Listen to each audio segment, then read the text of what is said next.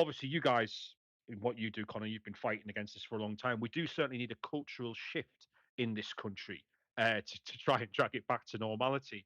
But speaking as a young guy yourself, do you remember a time when you could remember things being different? Or is for you it's just a kind of you have to rely on people elder than you to say no, it wasn't always this way? Because I can kind of remember when I was younger it being slightly different. But what's it like from your perspective? It, it it wasn't as in your face until around 2013 to 2015 when uh, all of the all of the nerdy vices that I've retained into my late 20s started getting polluted by political correctness, wokeness, race washing, misandric feminism, whatever you want to call it. I mean, this is the reason why Gamergate is often credited as the first shot fired in the Trump movement and in the culture wars, or at least the first shot back in self defense. But so two trains of thought here. One of my most salient political memories is the 2011 London riots, because as a kid, it was the first time where proper, widespread violence and serious uncertainty became very real.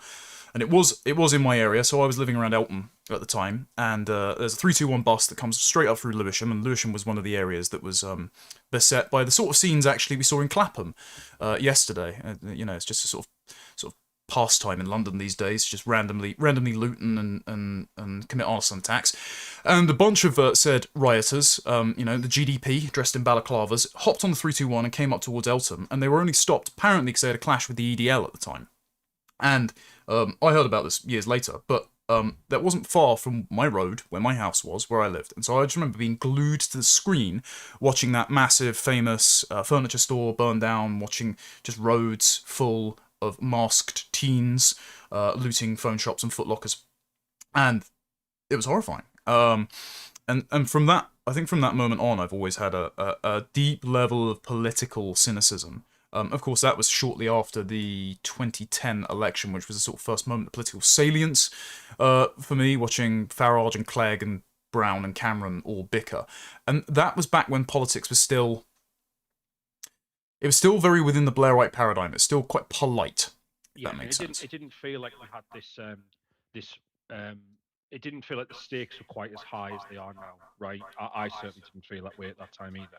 Yeah, and so the other thing I was going to say, I hear this a lot from my grandparents. So unfortunately, my dad's mum and dad have just passed away within a couple of months of each other, but I always walked around and visited them quite frequently. And then my mum's mum and dad are still, 10 minutes around the corner from me, and they both grew up in the East End. They were they were actually Cockneys there, before they got sort of ethnically cleansed out following the Second World War. And there's something they say all the time, which is, they were living in the bombed out rubble of Bow or Poplar, or they were living in with their 3 kids, newly married, and their mother-in-law in a 2-bedroom flat in Shoreditch, and there were rats on the ground floor, so you couldn't go downstairs.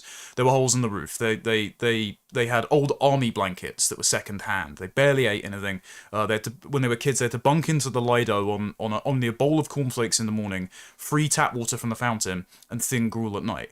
And they always say the same thing to me, which was, it was poorer then, but it was freer, and so it was better. And you're never going to know freedom like us. You might know more prosperity than us, for now, not the rate things are going, but you'll never know the freedom we had. And when they mean freedom, and I've had this sort of exchange with Peter McCormack recently, he's an absolute gentleman, runs a very good podcast. He's like the UK's Joe Rogan, for those who aren't familiar. And he's very much part of this sort of Gen X dad and mum, in Kellie-Jay's case, cohort that are emerging that are, unlike Richard Tice, really concerned about the fate of the country for their children. And I was explaining to him that the language just freedom on a political level doesn't necessarily resonate in the way that libertarians think it do. Instead, what my grandparents were describing is not an eternal war of liberty against the state, or a long arc of history bending towards freeing us from oppressive cultural expectations and unchosen social obligations. What they were describing is the prejudices and preferences for how English men and women thought they should live their lives, which is, don't tell me what to do, I can work it out by myself, I'm basically a good person, and I can rely on my neighbours to get me out of pickle. And all of those default assumptions have been abolished, but because of high crime, because of mass migration, because of just the uglification of everything, because of the desolation of the economy. I mean, take your pick of your personal gripe. But now, I compare my situation. Newly married, hoping to have a family this year. God willing. Managed to scrape together a house that's smaller than both my grandparents and parents could buy, on about four times the cost. I mean, the deposit was eye watering. I don't really know any of my neighbours, and that's not because I'm actively malicious to them. They just sort of all keep to themselves. It's not very communal at all. It's very alienating, and And that's interesting because when you say that, you're from a completely different end of the country to me, and it's exactly the same thing up here. I speak to my grandparents, who are luckily, I'm lucky that some of my grandparents are still alive, and when I speak to them about what it was like, the grandparents that I'm closest to in my life, and they explain to me how, again, a lot poorer, but their society felt a lot safer, a lot better. It was more community based, and they actually had something in common with each other. They would know all of the neighbours on their street. I don't know any of the neighbours on my street, and it's not because we're not communal. We all exchange Christmas cards at Christmas, but there's just none of that culture anymore. It's completely eroded, and I'm not sure if it's a mixture of um, sort of maybe Thatcherite capitalism, is what I was always taught. It was everyone out for themselves kind of changed that, or if it's the culture in terms of mass migration. I'm sure it's a combination of many different things, but it does seem to have changed, and I think most people would agree for the worst. yeah, I think Peter Hitchens, curmudgeonly though he is, does a very good job of documenting just how much the country changed post-war and the abolition of Britain. And it's not just mass migration is the existential issue. However, if you hit a button tomorrow and all of the troublesome uninvited guests were magically teleported back to their own countries, it doesn't mean we don't still have problems. I mean, I did a video just yesterday related to Stella Creasy, funnily enough, as we mentioned at the start of the space, where since 1968 we've had, I think it's 10.7 million abortions at least, and that's obviously been substituted by over 11 million immigrants. But even if the immigrants that are making our life harder, more expensive, our country less familiar, were not here, we would still carry around that great moral baggage. We would still have the gender confusion. We would still have economic sabotage from the Fabian socialists that have run things poorly. We would still have to claw back our industrial capacity and our energy security from the delusion instigated by Thatcher and Reagan, that we can outsource our manufacturing, we can export everything in, and these ties of reciprocal trade and commerce will end all wars forever. We'll live in the end of history under the golden arches of McDonald's, which has been put in every country, and if you have a McDonald's, we don't go to war, and hey presto, we're in a proxy war with Russia and McDonald's withdraws. So all of these things are issues that won't be addressed just by fixing the immigration issue, and this is why we need to have a holistic policy perspective for any political venture that we decide to embark on. Interesting perspective. Look, I didn't actually plan. I didn't invite Kelly. She just arrived, right? Brilliant, right? I'm not complaining. I'm just letting you know, Connor. It wasn't like I thought I'll get the two of you up here. We'll make No, I'm you glad guys. she is. I'm glad she is. But yeah, I know you're always happy to have people from the floor come and speak as well. So if it's all right, I'm just going to go to Kelly, and then we'll come back to you with the next sort of question. And then obviously, if people want to chime in or ask a question of Connor or Kelly, you're more than welcome to. Kelly, what do you want to say? I'm so sorry. I feel like I'm really imposing now. I forgot your format, Basil. I'm so sorry. And I apologise, Connor, if I'm taking any of the time. Not at all. Um, Privilege. Look, I agree with everything that both of you are saying, to be honest.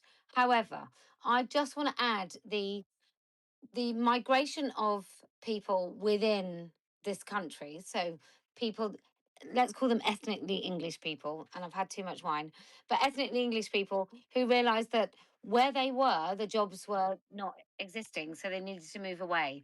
So when I was born in 1974. So when I was walking down my high street when I was 15, 16, going to the pub, of course, because that's what we did, because we were quite exciting, unlike future generations. But when I was going down, if I was too drunk at the local pub, someone knew my parents. In fact, someone knew my grandparents. Someone knew my uncles and my aunties, and we had this sort of continual family, but not just family, but wider community that knew us of old. And I think that is one of the things that totally flies in the face of community. You can't have community if you don't have roots, and you can't have roots if you can't get a job, and you can't get a job in a place where there's no manufacturing. And you quite rightly said, Connor, about manufacturing disappearing. And I grew up in a town called Street in Somerset, and we had sheepskins, which is what my dad did from the age of 15. He sorted sheepskins, and we had Clark's shoes. So, like Celine Dion, I grew up very, very poor, but I didn't know it. I thought we were like loaded, to be honest. So Clark's shoes. There was a day called Black Wednesday in my local town, where the manufacturing shipped off to Romania, Brazil, then China. So that globalist, that requirement, like I had maybe 5, 6 things hanging in my tiny, tiny wardrobe as a little girl. My kids have an explosion of everything. They have like just stuff. And so I think these things, like the Amish don't go cyclically poor, right? The Amish stay level. And I think that we are greedy, and I think that we have moved away from community. And I don't think it's just mass migration, although that obviously doesn't help as a nation, as a community nation. But as small communities, I think we abandoned that a long time ago. And we can talk about women going into the workplace, which, and we can talk about independent tax allowance in 1992, which I think fucked so many middle class or lower middle class or upper working class, whatever you want to call them, families where women stayed home. Those women would have also looked after both sets of parents. Those women would have picked up their kids from school. I didn't know anyone that went to daycare. I didn't know anyone that went to after school club, etc., etc. So I think, like, if we zoom out, I think there is an attack on this country, but I think there'd already been attacked for a long, long time, and I'm sure that's what you were alluding to, and I don't think I was disagreeing, and I promise I won't interrupt again. No, it's okay. Connor's unlike some guests prefer it just be one-on-one interview. Connor doesn't mind when other people come up and have their say and stuff. Kelly, honestly, it's absolute privilege just to have you come and speak to people, because people love to hear what you've got to say. Connor, do you want to come back on any of that? Yeah, plenty. Yeah, just for clarification for anyone in the space, I do love a row. I almost, it really invigorates me. So if anyone does want to have a pop, you're more than welcome Well, to. we can talk about Kelly's recent controversy if you want. As she sure you said, she's had disagree too with her much on that. wine. So on that, this is something that Ben Shapiro got a lot of heat for last year when he went on trigonometry, and I think he objected to my comments about it privately. But there you go. It's something Christopher Lash has written about in America. This is something David Goodhart's written about in the UK. But the dislocation of people from their extended families has made it harder to situate yourself in a regional identity, a national culture, and it's made it harder to raise children. And what you do is you generate, if you draw people away from local towns to sort of centralized opportunity zones like cities, you generate this new professional managerial class that all live the same way, they all think the same way, and because they're rootless, because they're disconnected from local concerns, their intergenerational family, they take on a universalist form of politics. They might also, try and find new communities, new identities. Especially in the internet now, you can find all sorts of weird subcultures on Reddit, and they become politically contaminated too. So what ends up happening is the economy pulls people away from their families. It puts them through the mill. They come back often to their hometowns with nothing to show for it because they've spent most of their savings on rent, and they've adopted brand new identities disconnected from who they are, where they came from, and in their prime years of meeting their spouse, settling down, raising a family, raising those children while working around the household, as we traditionally did, both men and women, but most boys would take on the job of their fathers because they would be apprentices of their father's business, whether that's farming or blacksmithing or what have you.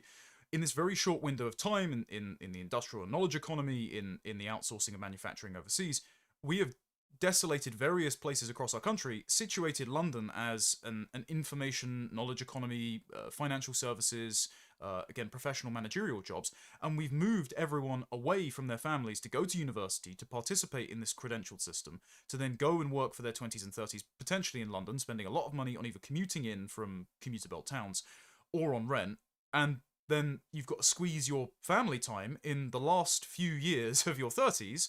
You've also got you're expected to try and earn and save enough while paying rent, while your money is being inflated away to then go and buy a house near where your entire livelihood has been built. and you're just making impossible demands on people. And this is why, partly why, the birth rate's falling. This is partly why men and women are so antagonistic to each other. And this is undoubtedly why so many people of my generation and just slightly above, anyone below 40, is looking at the Green Party as an anti-establishment force. Now, the Green Party, as I'm sure Kelly will agree, agrees with Bill Gates, Goldman Sachs, and Keir Starmer on what a woman is. So they're not actually anti-establishment. The only thing that they don't like is billionaires and Israel. There's a sort of common thread there, despite Zach Polanski's background. Good old Dave and all that. So they aren't actually all that anti-establishment. But because they have understood how social media marketing works, because they are speaking in left-wing economic populist terms, because billionaires are very unpopular, also on the right, because of what they've done to the country, flooding us with cheap foreign labour. Don't forget we've the bosses of Next and John Lewis were celebrating the Boris wave after Brexit. Because all of these things, and because no other party is willing to speak in these terms, you've got the Conservatives talking about centrist economics again, you've got Keir Starmer sounding like a Blairite robot, and you've even got Nigel Farage saying we're going to abolish work from home. Nobody's speaking to young people on the terms about which they are concerned. And so they're all gravitating over to the Green Party out of not because necessarily they've all been woke indoctrinated in school, but there's plenty of young men that are going to vote Green against their own interest because they think it's an economic necessity. The only thing I spoke on this again last night, funny enough, which is about they asked why you think the Islamists and the leftists can agree in the Green Party. And it's not that because they can't agree on what they want to build, but they can only agree on what they want to destroy, which is what we've built essentially. They can both agree they don't like this. And that's the thing. And that's why there is going to be a tearing apart. I mean, Ahmed Yaqub, who's leading this independent alliance, basically a group of Islamists who are pretending to be independents. By the way, they look set to win Birmingham Council in the coming elections as well. So it's not to be trifled with. But he's actually put out a statement tonight, basically slagging off the Green Party and saying, Muslims in that, please come and join us instead, because the LGBT and when you see Zach Polanski dancing on stage with men in bondage and stuff, and you wonder, where's your deputy leader, Mothin Ali? You know what I mean? Why is he not on stage with the man in the bondage dress or whatever? And obviously there is this just pulling at the fabric here. I hope that it's one of those things where the more people learn about the Green Party, I think most people, even the craziest of people, don't think, and by that I mean like liberals who kind of live in a bubble and they just think, they want to save the trees or whatever. They don't think legalizing all drugs is a good thing, surely. I don't know, Connor, please tell me that the more they learn about the Green Party, they are going to turn against us eventually, hopefully, right? So I have good news and I have bad news.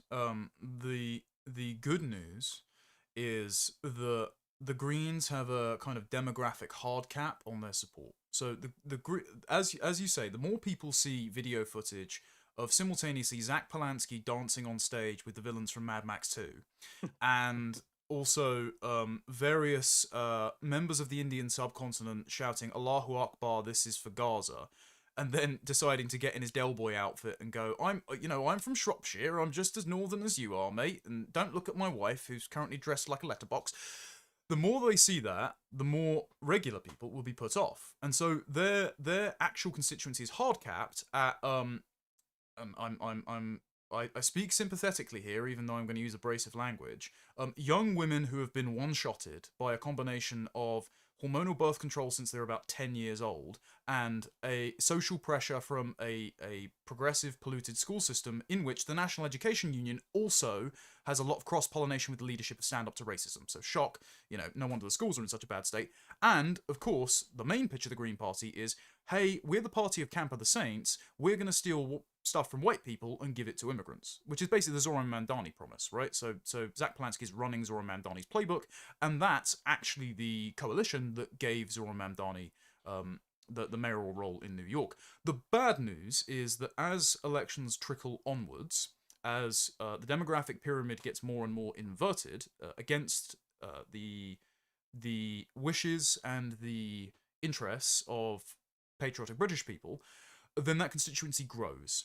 And at the moment, it's concentrated in university towns and places that have high levels of the Muslim diaspora, and in London. But as the Labour government intends under their new social cohesion strategy, they want to spread diversity to all corners of the country. So give it 10 years, and 10 years of two terms of government who don't want to speak in these terms and therefore don't want to address the problem. And they're actually, even if they're against, illegal migration, even if they're against sectarian voting, they're inadvertently weaving the demographic rope that's going to be used to hang our entire electoral system. And then the problem you have, and this is really quite miserable, is you can recover from economic collapse. You can recover from cultural erasure. I've been to Hungary a bunch of times, and they're certainly trying to do that, though their new election is dicey.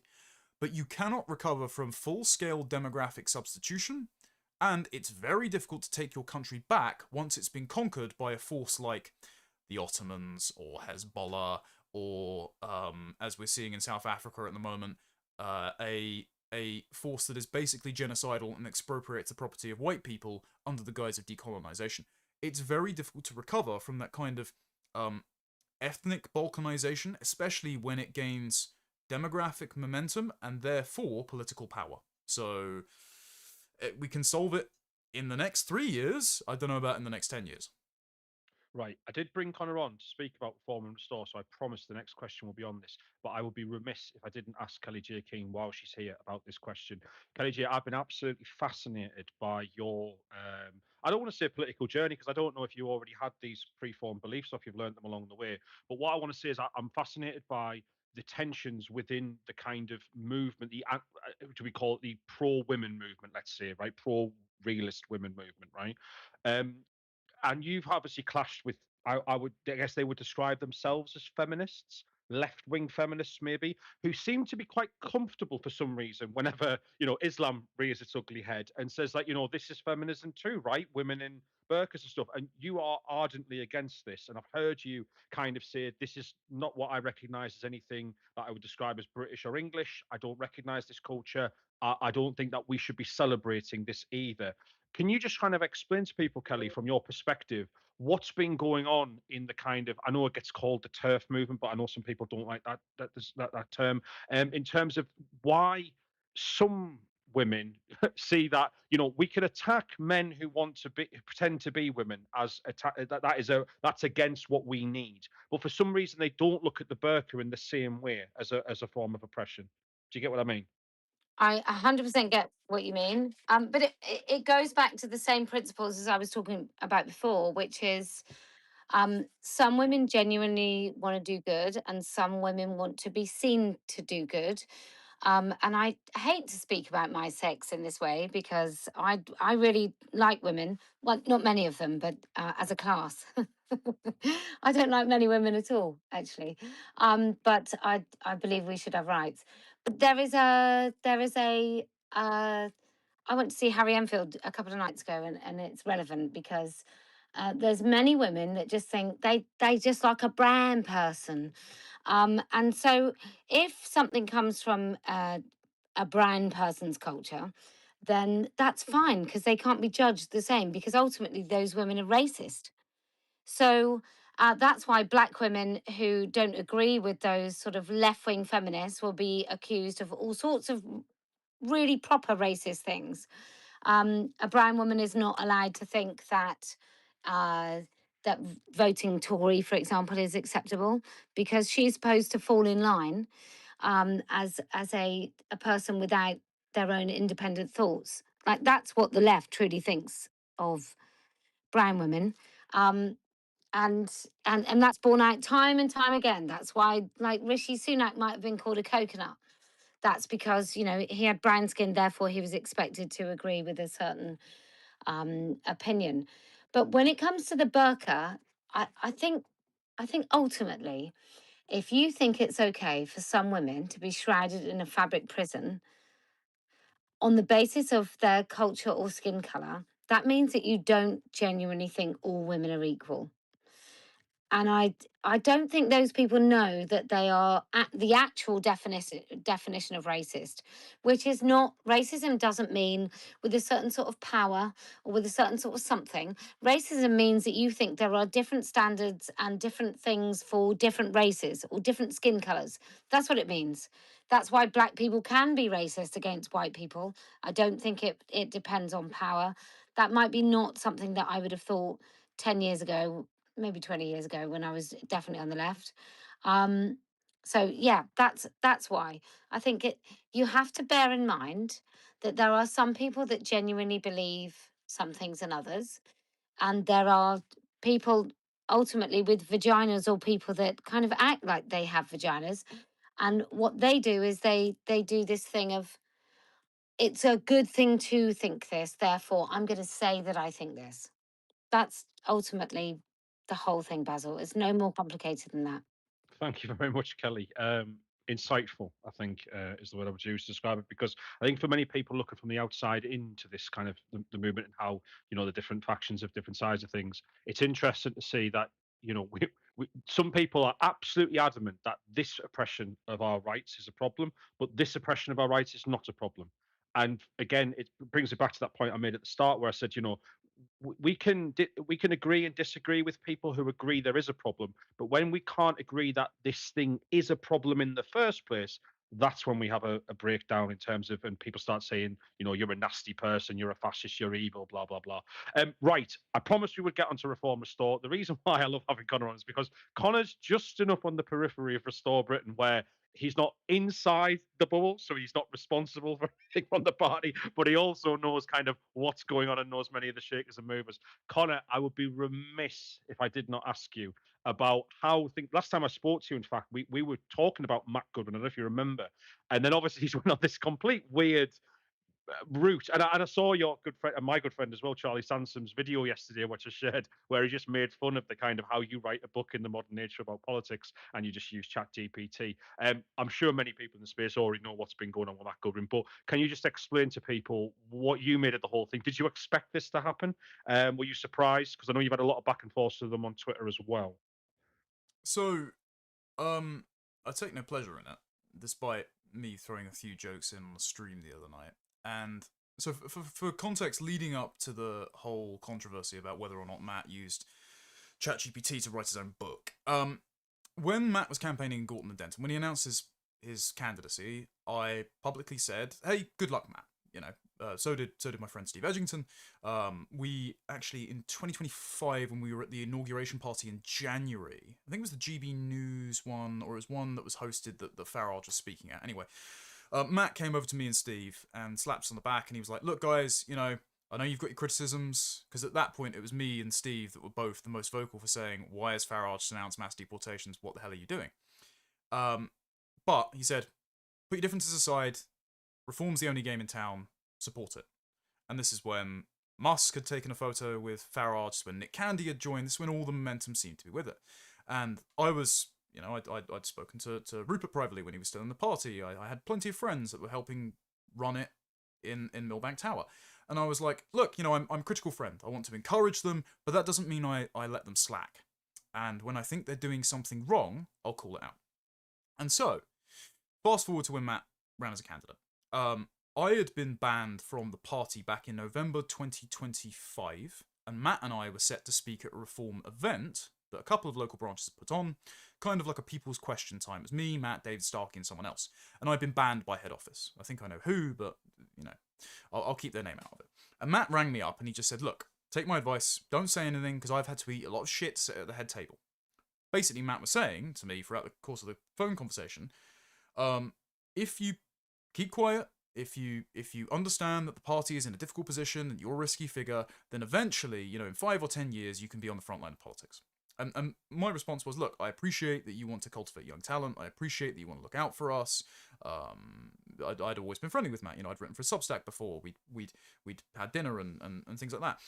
But I just said, look, I can't stay quiet on a matter of principle, and if I don't say something, then nobody says something, because everyone's fearing not getting a safe seat, or not getting, page space in The Spectator, or not going to an Unheard event, or not going on GB News. Okay, if I need to make the sort of sacrifice play to be the person outside of the tent, not worried about sacrificing some opportunity that's being dangled over my head, to make sure that the party isn't so shit that it doesn't address the problems that we're all going to face because we're all going to live here, then fine, I'll do that. And Matt expressed his disappointment, but he never counter-signaled. Well, during his election campaign, Matt hugged a few Sikhs in front of the Brexit bus, and infamously, Basil, you decided to make fun of that. No, did I do that? Was that me? You sure? That was you. I didn't say anything.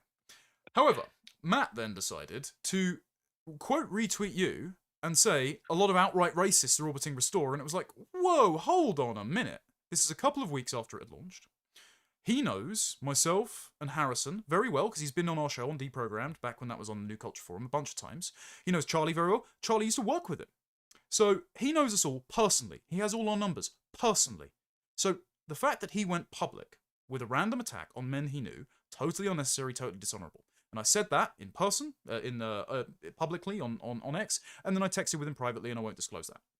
But he did say, one of the things he did say privately was, well, none of you really came out to help canvass. And I was like, Matt, do you think we would have been allowed? Like, if I had come down and offered to canvass for you, do you think that Zia Yusuf would have let me within spitting distance of the Reform headquarters in Gorton and Denton? Of course not. I did actually make a stream going through the respective merits of what Matt has put out recently in terms of his published work. I went through, some of the quotes from his books, which I've read and interviewed him for on my former show on Lotus Eaters. I went through the statistics about the research he did about becoming a minority in 2063. I made the argument that, yeah, he has a strange past working with Hope Not Hate and Islamophobia boards for the government, and he was glazing Saeed Avorsi in 2016, but, okay, we should buy his conversion story. He's clearly on the furthest right wing of Reform, and it will be useful for us who would like to see Reform go in a better direction. At the time, Restore didn't exist as a political party. It would be useful for us if he was sat in the House of Commons and he had a larger seat at the table. And then Matt came out and attacked us. So, following his loss in Gorton and Denton, in the exact way we predicted, because he decided to pander to minority voters in the seat, Farage was walking around saying we're going to win the moderate Muslim vote, got completely blown out by the Greens, doing like a Bangalore jamboree on voting day. He only won, he could have only won about 1,800 maximum non-Muslim and non-white British voters in the seat, and he lost by about 5,000 votes, because the white working class didn't show up, because Reform didn't send the message, we are the party of the white working class, which, Matt's published work, he should have known that was the way to win, from Values, Voice and Virtue. Anyway, in the exact way we warned him not to campaign because he would lose, he did it. Then he goes on his speaking tour for his book, and on Winston Marshall's show, on the New Culture Forum, and then he tried to on Peter McCormack, but McCormack wasn't having any of it. He gave off this, learned, recited bit about how it would be ridiculous if you knocked on the door and said, I'm for Restore. What's your policy? Mass deportations. And it's like, okay, is that not Reform's policy? Is Zia Yusuf currently putting his head in his hands at Millbank Tower thinking, oh God, I did so much work to make up for that one Farage clip from 2014 to try and position us as the mass deportation party, and now Matt Goodwin is going around sounding like Alan Partridge, destroying all of my PR. And then Goodwin had, and this was the bit that really annoyed me, Goodwin went on Emma Webb's show on New Culture Forum. Now, for those who don't know, Emma Webb inherited Peter Whittle's show after Peter Whittle passed away. And as you can probably tell by the fact that, we hosted Deprogrammed on NCF. I just did an NCF event in Brighton last week. But also, I've told this story before, the only reason myself, Harrison, and Charlie met Rupert is because Peter used to convene these clandestine closed-door meetings of people on the right to have these off-book seminars. And Rupert came, he was making the argument for Reform UK in 2024. Me, Charlie, and Harrison put our criticisms to him, and after an hour of spirited debate, Rupert said, look, I'm going to take all of this on board, and you are exactly the kind of guys we would like in the party, making these criticisms from within, making us better ahead of the next election. So without Peter, Restore Britain wouldn't exist. Matt Goodwin goes on Peter Whittle's show, now hosted by Emma Webb, and uses, very sneakily, the very last thing he says, to make a veiled threat to myself, Charlie, and Harrison's career, saying, I feel very sorry for the young activists between 18 and 30 who have wrecked their political careers by going down this cul-de-sac of Restore Britain. They could have been really interesting, important people, and now they've lost all relevance. Now, not only was that bitterly ironic, because it looks like he has actually used ChatGPT, or he's used a ghostwriter that couldn't be asked to ghostwrite and therefore used ChatGPT and nobody checked it. Hence the hallucinated quotes that if he wrote his book, he would be able to, on the spot, when asked on GB News, where are the quotes from, say, they're from this book that I sat and pulled off my shelf, consulted when I was writing the book, and yeah, I misremembered the quote when I was writing it, but they're from this book, proving that he wrote it. Presumably he didn't. But it's also the fact that that was really, really vindictive. You didn't need to do that. You didn't need to be that petty. You didn't need to threaten the careers of men that are, about half your age, who have helped you, who have not attacked you in public until you attacked them. And then he still did it after his disastrous GB News interview where he failed to save face. And so at this point, Basil, I think I would just like to turn that around. I think Matt has seriously misjudged the public mood. I think he has taken his own audience for suckers, thinking that they will buy this slop. I think that he is losing traction and credibility because he is clearly talking past the criticisms that people are levelling at him, saying instead, the establishment don't want you to know this, rather than, yeah, fine, I did use ChatGPT, yeah, the writing is crap, yeah, some of the quotes are fake, and yeah, this is on me. Have some humility. And people can see that this is just sort of a bad faith character attack, and people generally don't like infighting on the right, but what they like even less is when one side is being really, really malicious to the other for no discernible cause. And so I want to finish that fairly long rant by just saying all of this is regrettable, and if Matt just had not attacked us, had not decided to be really spiteful for no reason, then he would have a lot more people coming to his defence, and maybe he would have had 3 quite bright young lads who would have been willing to proofread his book for free and saved him the embarrassment. Connor, thank you very much for saying that. I know I wasn't sure of how far you'd go into that because I know it's personal for you guys. For me, as a just a fan of all, I mean, including Matt, by the way, I've been a fan of his for years. Not so much now, obviously, but I was a fan of his for years because I always thought it was quite brave of him to turn around and say, well, he was bang on with the demographic replacement stuff, and it still doesn't make any sense to me. I've watched his interview with Winston Marshall. I watched the one he did on Peter McCormack. I saw the GB New interview. I mean, you all know I've been watching them because I've been putting up clips making fun of him for it. Because I'm sat here going, I am flabbergasted why this guy is doing this. It makes no sense. After the Gorton Denton by-election, the chairman of Reform UK, David Bull, literally threw him under a bus almost immediately and said, I don't agree with Matt's kind of crazy views out there referring to this sort of thing. And obviously, it's not uncommon for people to be in political parties and say, look, I agree with, majority of stuff, but not quite everything. I think we should maybe go a little bit further or whatever. Obviously difficult for Reform because they've kicked people out of the party for suggesting such things. But when he turns around and says, I'm going to write this book, and I'm going to make the case that we are being demographically replaced and we haven't got long to fix it and all those other things.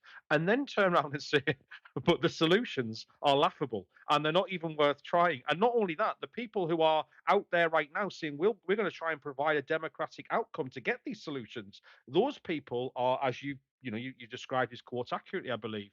And they said they've ruined their careers and stuff. I just think, is this just the ultimate grift? He's literally selling a book to people who are worried about this stuff and then laughing at them on podcasts saying, what you want to do to fix this is ridiculous. It doesn't make any sense to me. And the only thing it reminded me of is, I don't know if anyone remembers Yanis Varoufakis. He was the Greek finance minister during the 2008 collapse.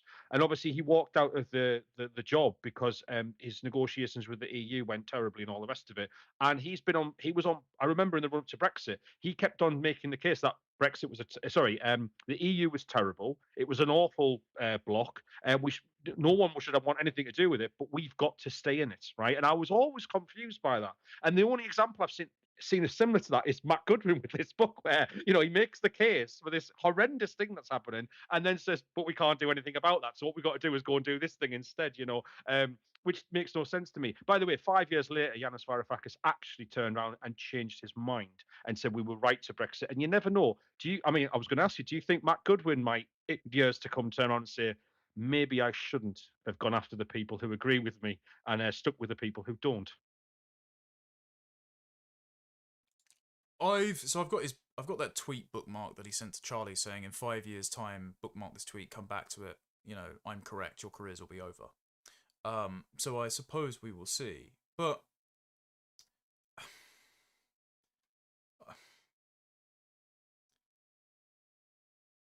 if you don't honestly, want to talk about it, you don't have to. No. It's not that I don't want to talk about it. It's just like, this isn't a WWE match, or this isn't. It's like Yanis Varoufakis being a good example. Yanis Varoufakis has been rewarded for his failure by now having a podcast on Unheard, right?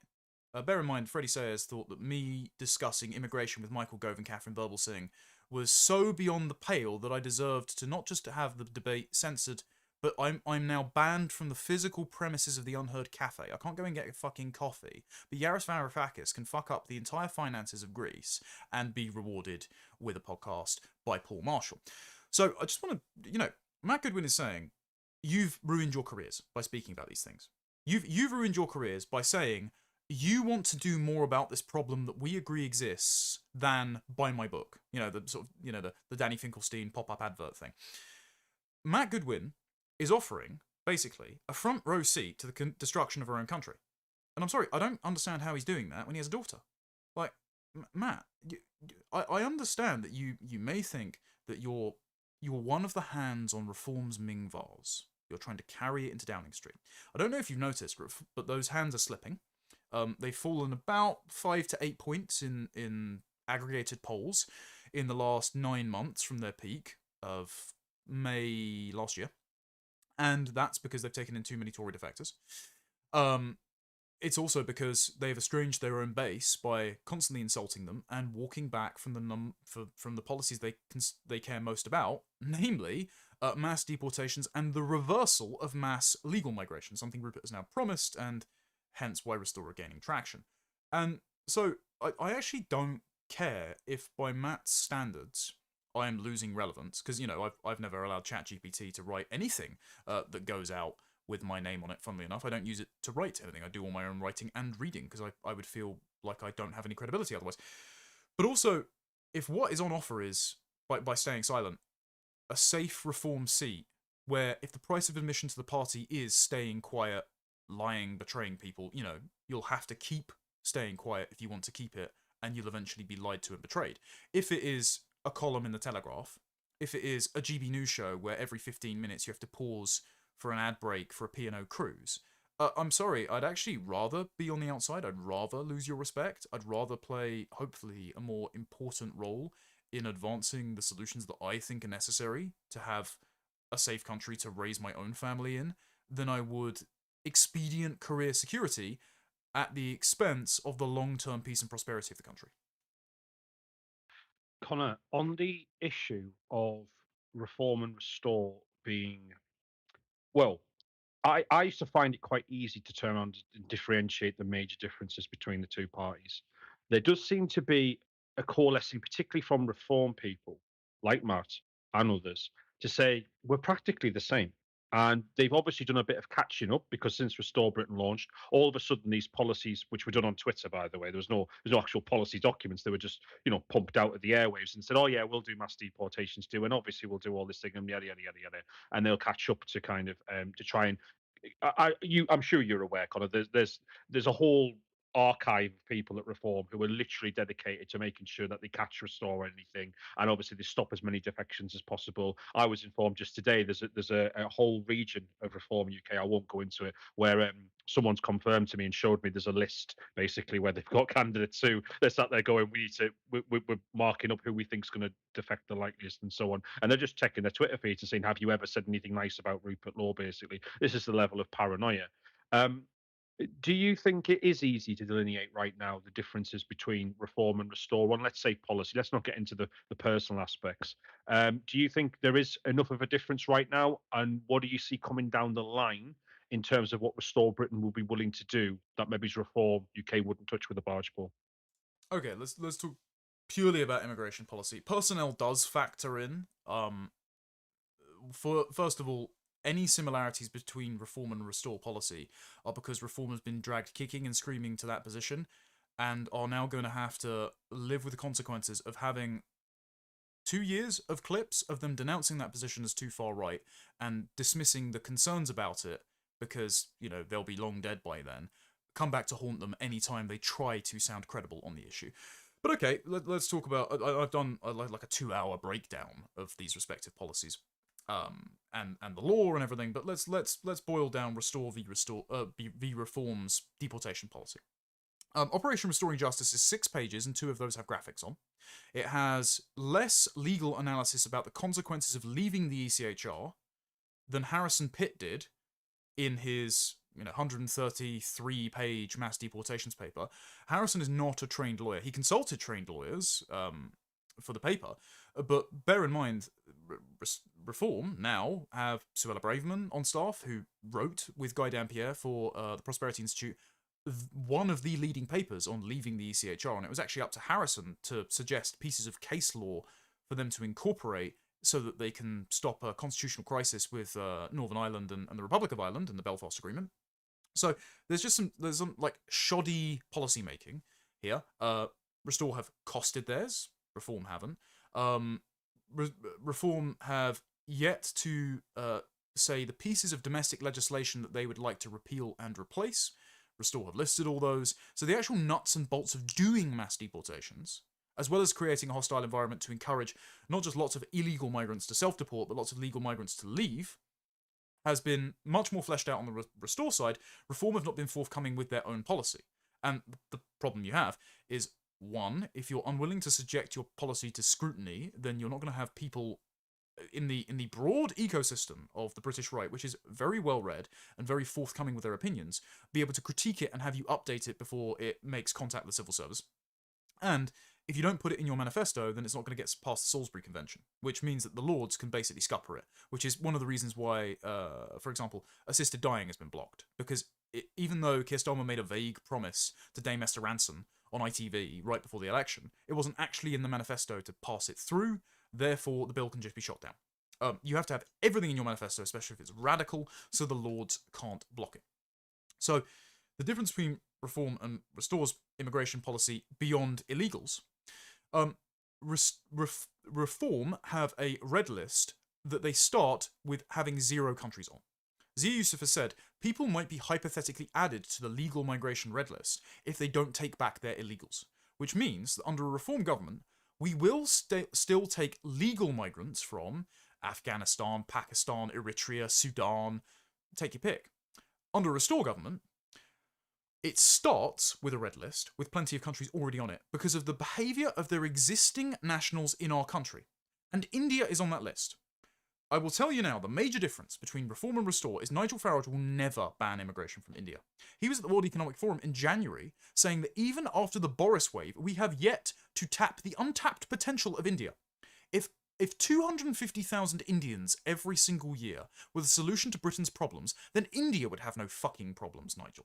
So no, I don't think we should take in more Indian migrants. I don't think Zia Youssef will be keen on banning immigration from Sri Lanka, or many Muslim nations, for that matter. And he said Pakistan will be placed on their red list because they at the moment have a high quantity of visa overstayers and of course the rape gang perpetrators. But that does not mean it won't be taken off if they decide to play nice.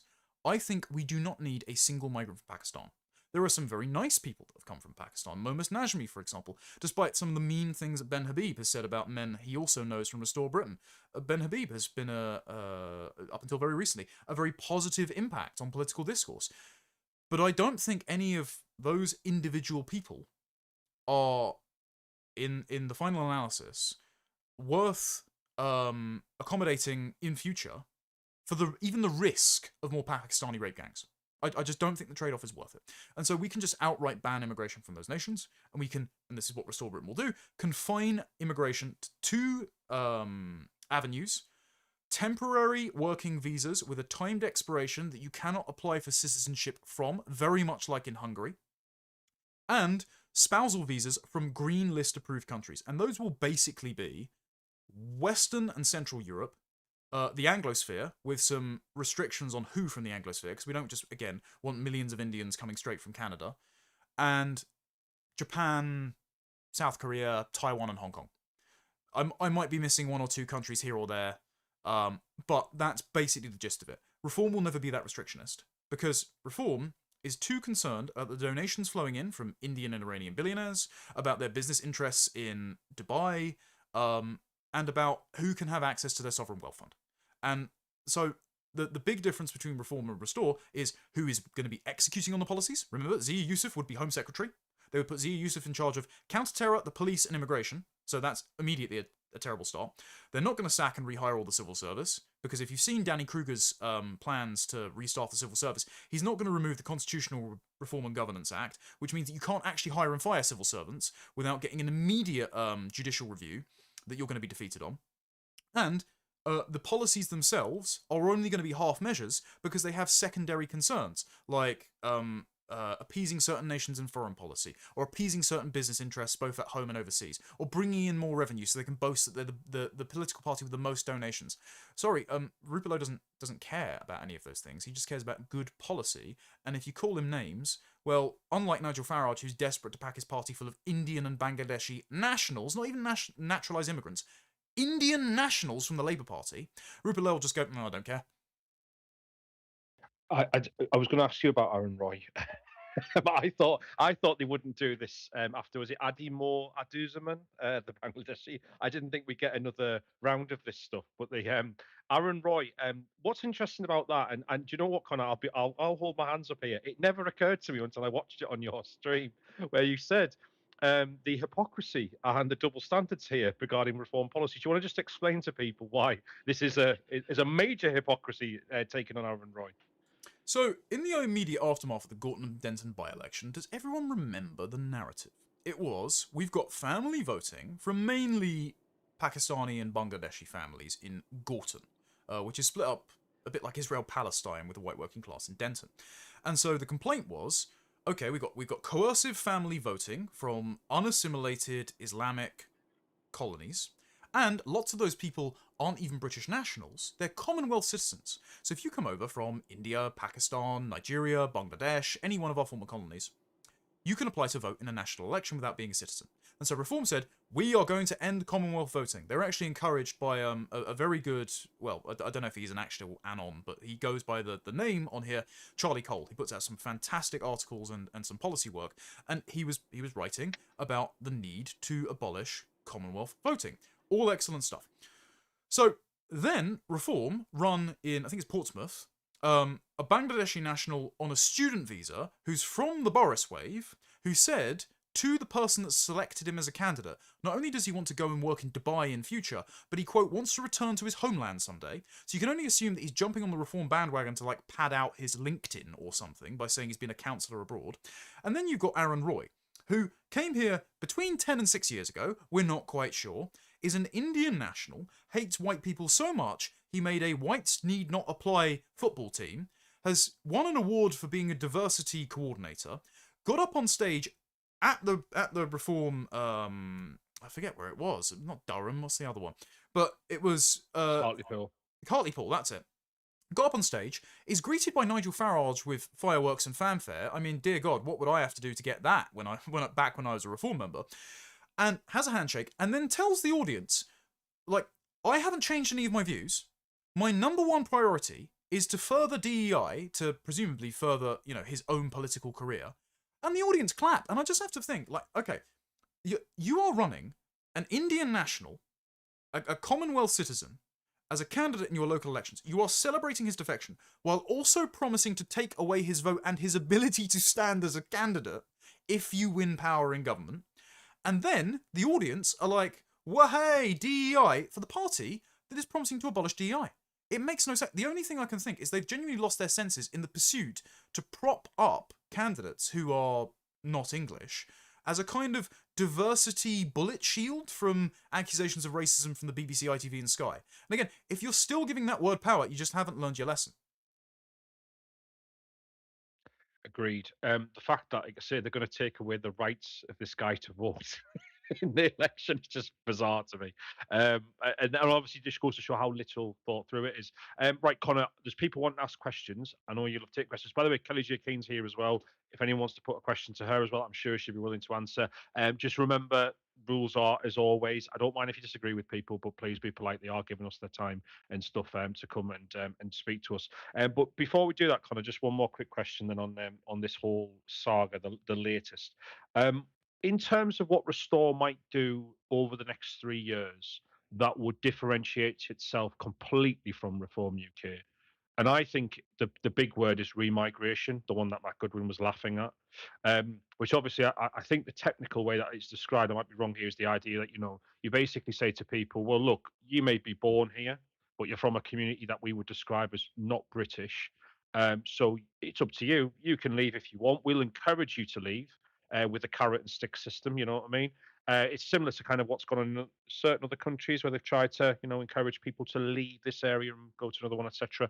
I'm just wondering, do you see Restore Britain producing a remigration policy for people from those kind of communities? For instance, these areas of the UK that are completely unrecognisable right now. We would describe these areas as for instance, Pakistani or Bangladeshi, for example. But ultimately, the people are born here technically. So technically, administratively, they are British. Do you think Restore Britain will go down that avenue? Do you think they will produce something to try and say, well, we can try and claw back this sort of thing, or is that a stretch too far for this election? So I know Harrison is working on a legal migration paper similar to his illegal migration mass deportations paper, so that will be forthcoming. But as you've already seen on Restore Britain's website, they updated it recently to say it's not just going to be the dual nationals who not just participated in Pakistani rape gangs but conspired to cover it up. And we've got over a decade of testimony from the families saying, yeah, we knew it was going on, but the girls are Gora, they're not Muslim, they basically deserved it. I mean, sorry, I don't want to live with those people in my country. I don't want to live with people who think that children are okay, a fair game to be raped just because they're not Muslim and they're white. Like, you can go back to some third world slum and leave us alone. They updated the website to actually take that specific part out. And it's not because they're not willing to do it. It's because the existing powers enjoyed by the Home Secretary, executive powers, especially if you abolish the Supreme Court, that Blairite fiction, and reform judicial review, you are allowed to repeal the citizenship of anyone who is eligible for citizenship elsewhere, even if they do not currently hold it, for any reason, so long as their presence in this country is not conducive to the public good. The test case for this is Shamima Begum, who, again, reminder, Nigel Farage wanted to bring back from that Syrian camp back to Britain and make her our problem. Not only would that therefore probably undo the precedent, I think if we should have any intervention, we should fly a drone overhead and reduce it to a fine red mist in the middle of the desert. But while she's still out there, the legal precedent allows us to strip the citizenship from someone if, by inheritance, they are eligible for citizenship in, say, Bangladesh or Pakistan or India, and it's also something we can do by working out bespoke deals with respective countries to return those nationals. It may even be beneficial to those nations, because, okay, let's say some of them aren't criminals, but they certainly are troublemakers. They are colonizing parts of our country, rendering it unrecognizable, and there's never been any democratic consent for this. I mean, they've been through the British education system. They've received, they've worked while in our country, so they can probably go back and make something of their lives there. And that is possible under existing law. Now we have to be fair and define our terms properly here.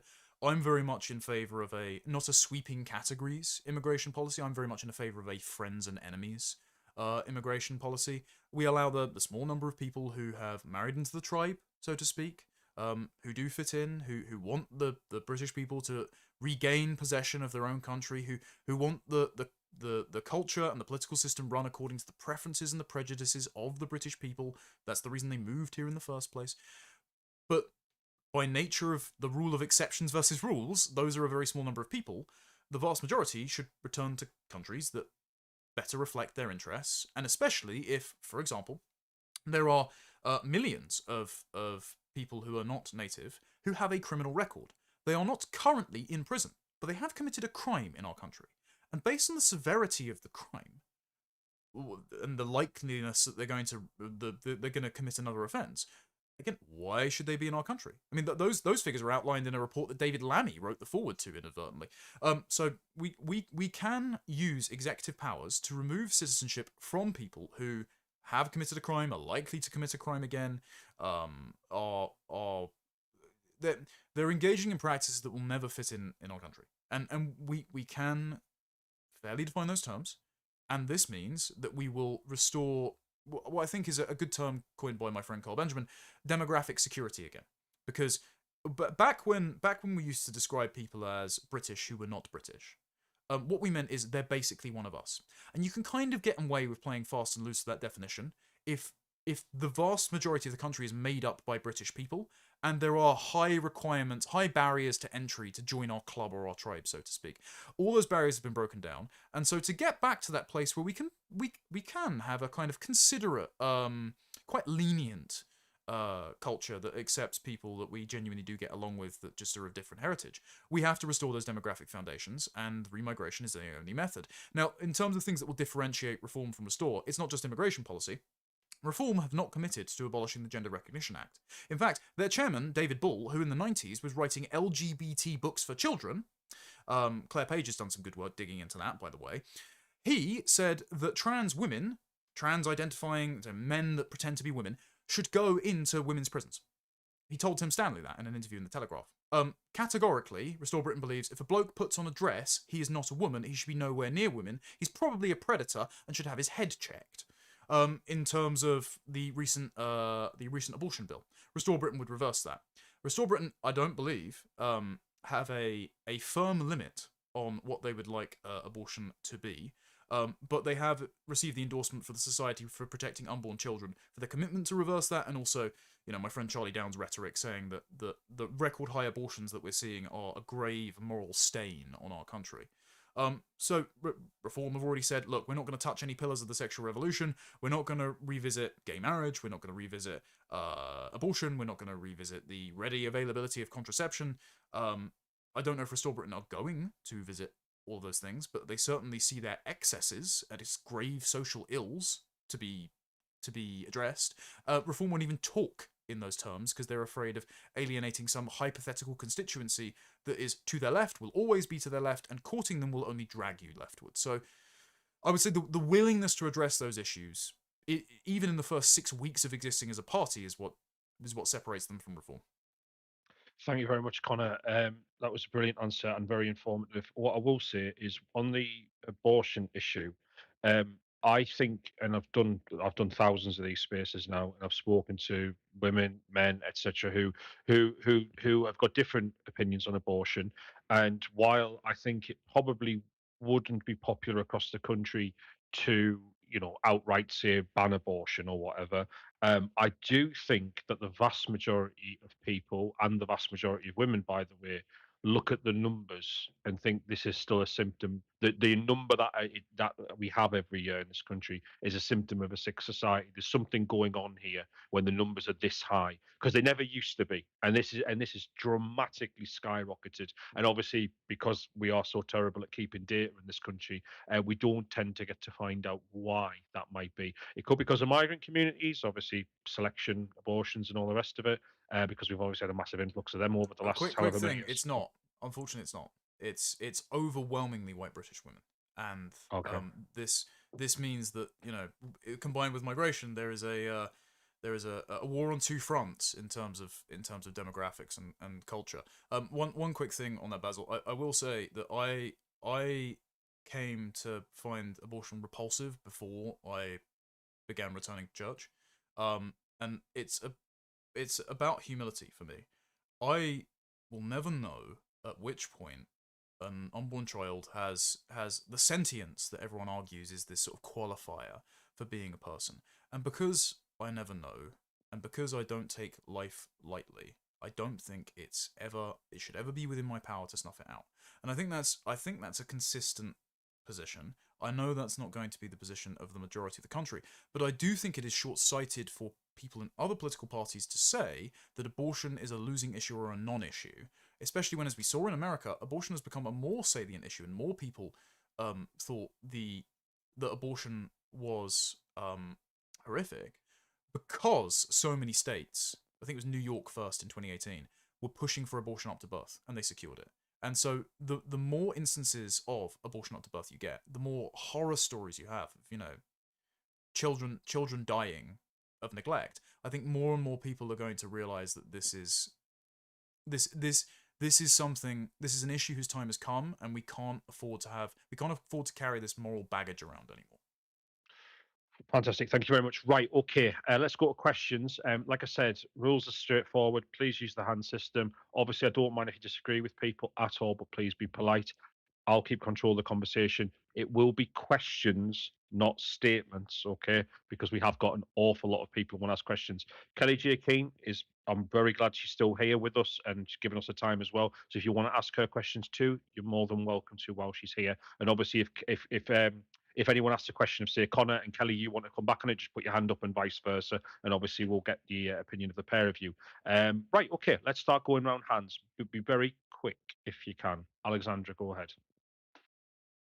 Hi, Connor. Good evening.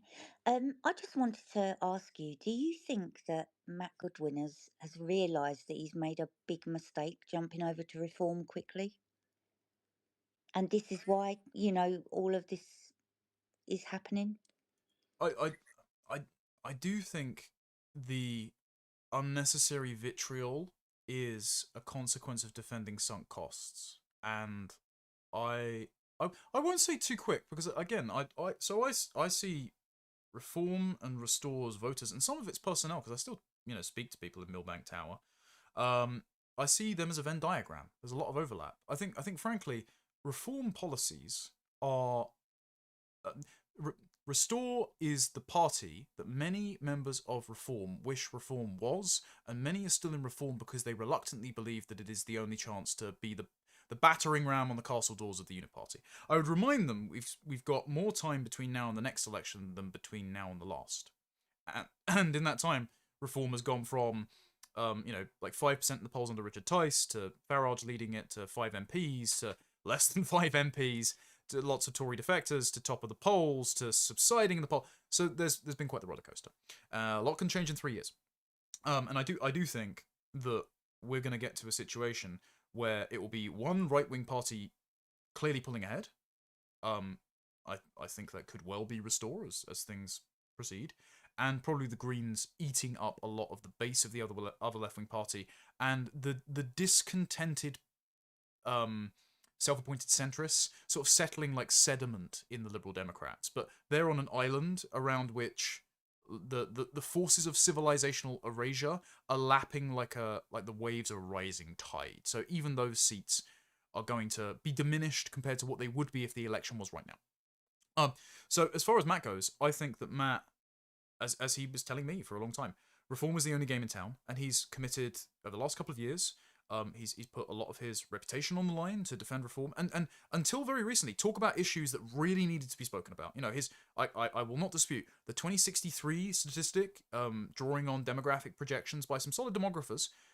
I mean, great bit of research, and it helped mainstream that talking point. So it's bizarre that he's backed off of it, and I think, and this is why I think the attacks on the Restore lads have failed, and his defense of his book has failed, is because people can tell it's not out of principle. It's not out of intellectual consistency. It's not out of academic rigor. It's because he is landing partisan attacks to protect his own career, and so it comes across. You can see the hidden hand. You can see the motive, and it just hasn't washed with people. And so look, I don't want to like keep heaping soil on the gravestone. I just think to anyone departicularizing from this particular situation. It always serves you well to stick by Jordan Peterson's rule in 12 Rules for Life. Tell the truth or at least don't lie, because the gap between reality and what you're trying to convince people is reality will narrow, and so you won't be seen as insincere, and if you do screw up, then people will be a lot more forgiving. Thank you very much, Connor.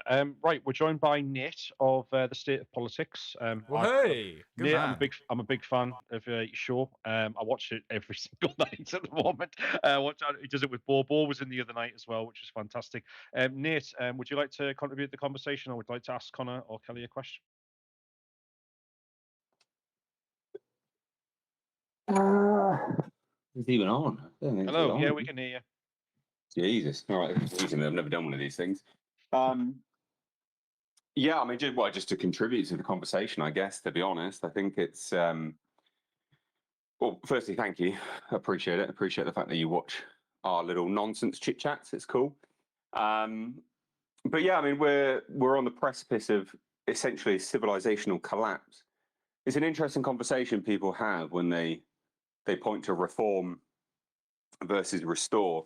And I think one thing which is really pertinent to remember is that Reform are in it for the short term, as per everything that they state.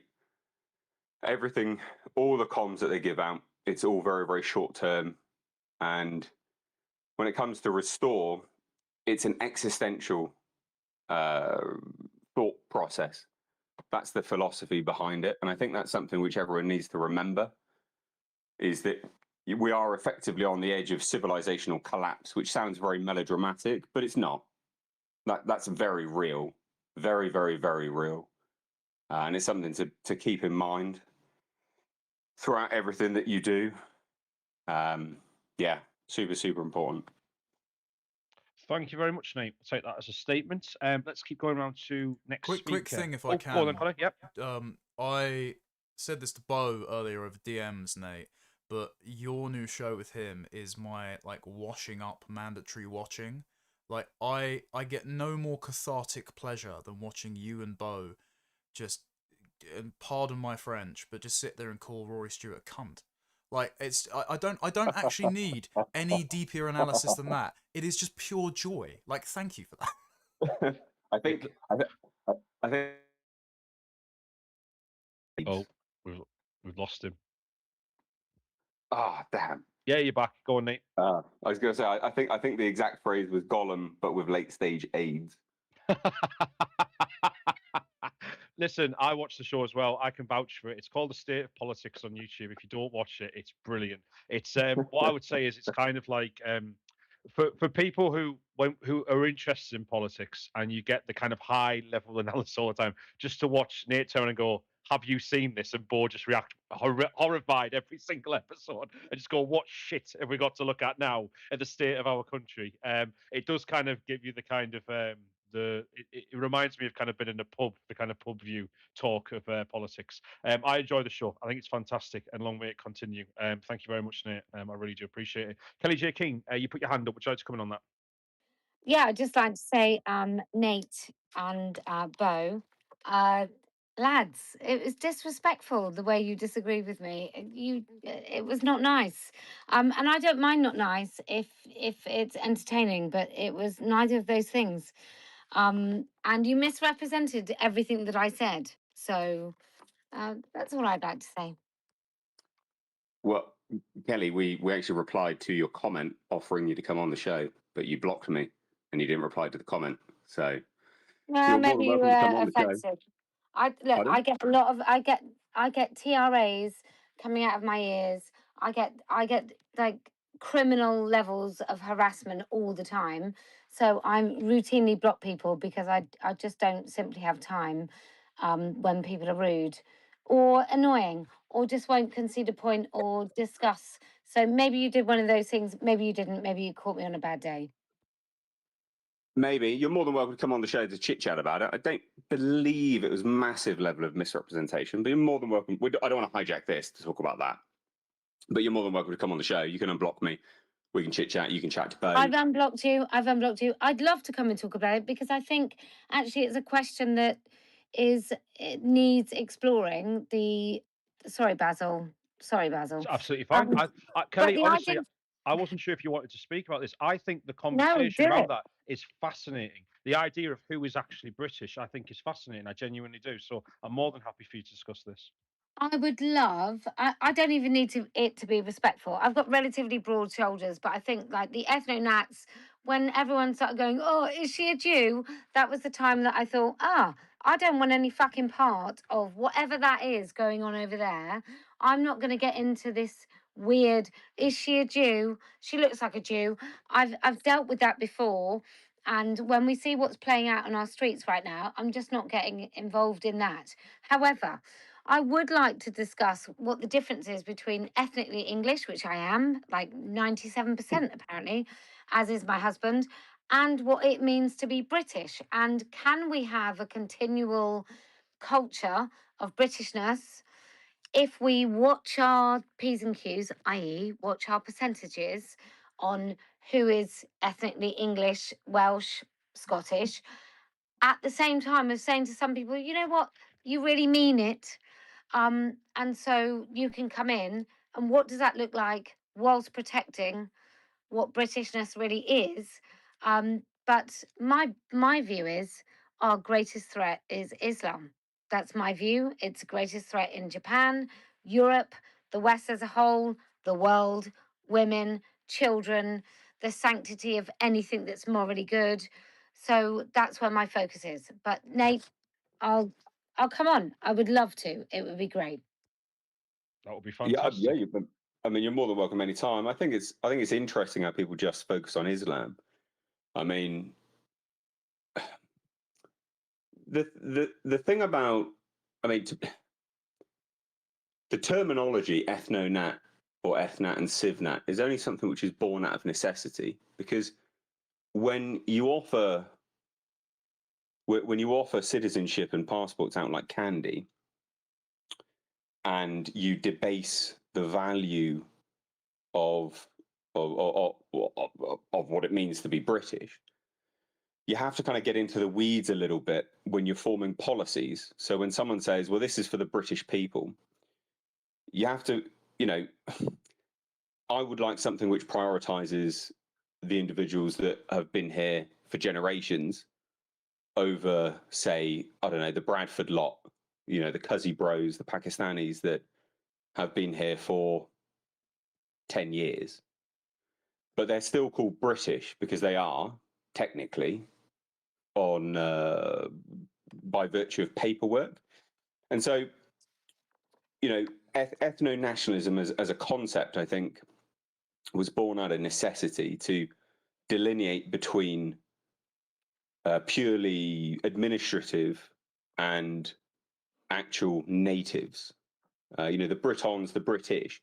When someone says British across the world, they don't think of the Pakistanis in Birmingham, right? They just don't. They think of the Scots, the Welsh, the English, the Irish.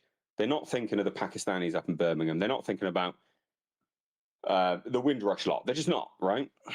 And so, again, when you're forming policy, and when you've got so many subversive political parties out there trying to throw out red meat, it is quite important, actually, that you, as a voter, you give your vote to a party that does understand that there is an ethnic component to being British. There's nothing wrong with that. There's nothing wrong with having a homeland and wanting your homeland to be British, as in, you know, ethnically British. I mean, there's many facets to it. I mean, right down to evolutionary psychology, for instance, in-group preferences. You know, the jury system is about to be completely destroyed, but even if it wasn't completely destroyed, you will no longer be judged by a jury of your peers, because they won't be your peers. They will have an in-group preference. And when they're not ethnically English, British, you know, Scottish, Welsh, etc., they will not judge you the same way. A jury actually of your peers will. And this is bared out across many different countries, many different examples of this.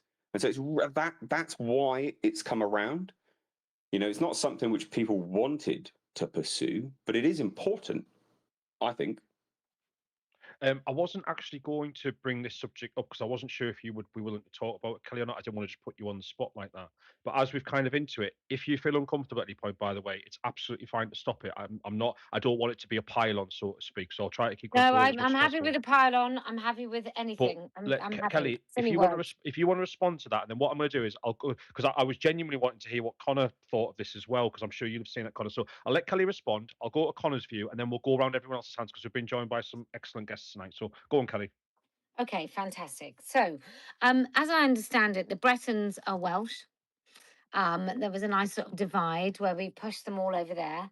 I think inbred might be some of the words we might have used with the Bretons. And then we have the Anglo-Saxons and the Celts. And I'm mostly Anglo-Saxon, as is my husband. He's in the Doomsday Book. He's possibly more English than I am, but Keen is a really old name, and his name, Minshall, is much older. And so our children are super, super English. And I'm really proud of that. So I just pragmatically, and I don't want to be pragmatic because we wouldn't have had to be pragmatic. We wouldn't have to consider anything else. Had us amazing English who was so good at colonizing, like better than anyone else.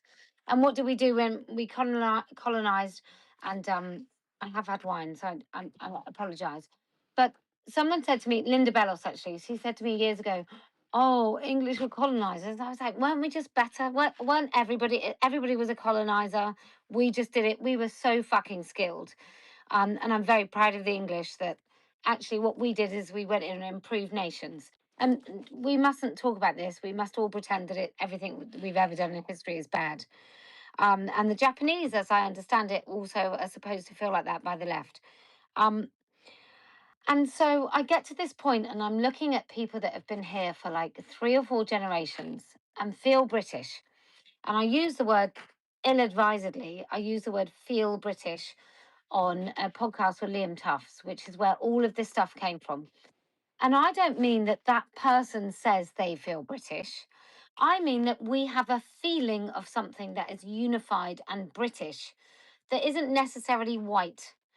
And I I think moving forward, how do we get people that are here that want to contribute positively to our culture, i.e., come here because they think British is great, they think the sense of fairness, and I don't mean tolerance, I mean fairness, and I think tolerance comes under fairness. So what do we think of as British people? Well, we think we're pretty fucking fair. We think that when we go to whatever country that we colonize, that we have a fair sense of something, that juries are a fair sense of something.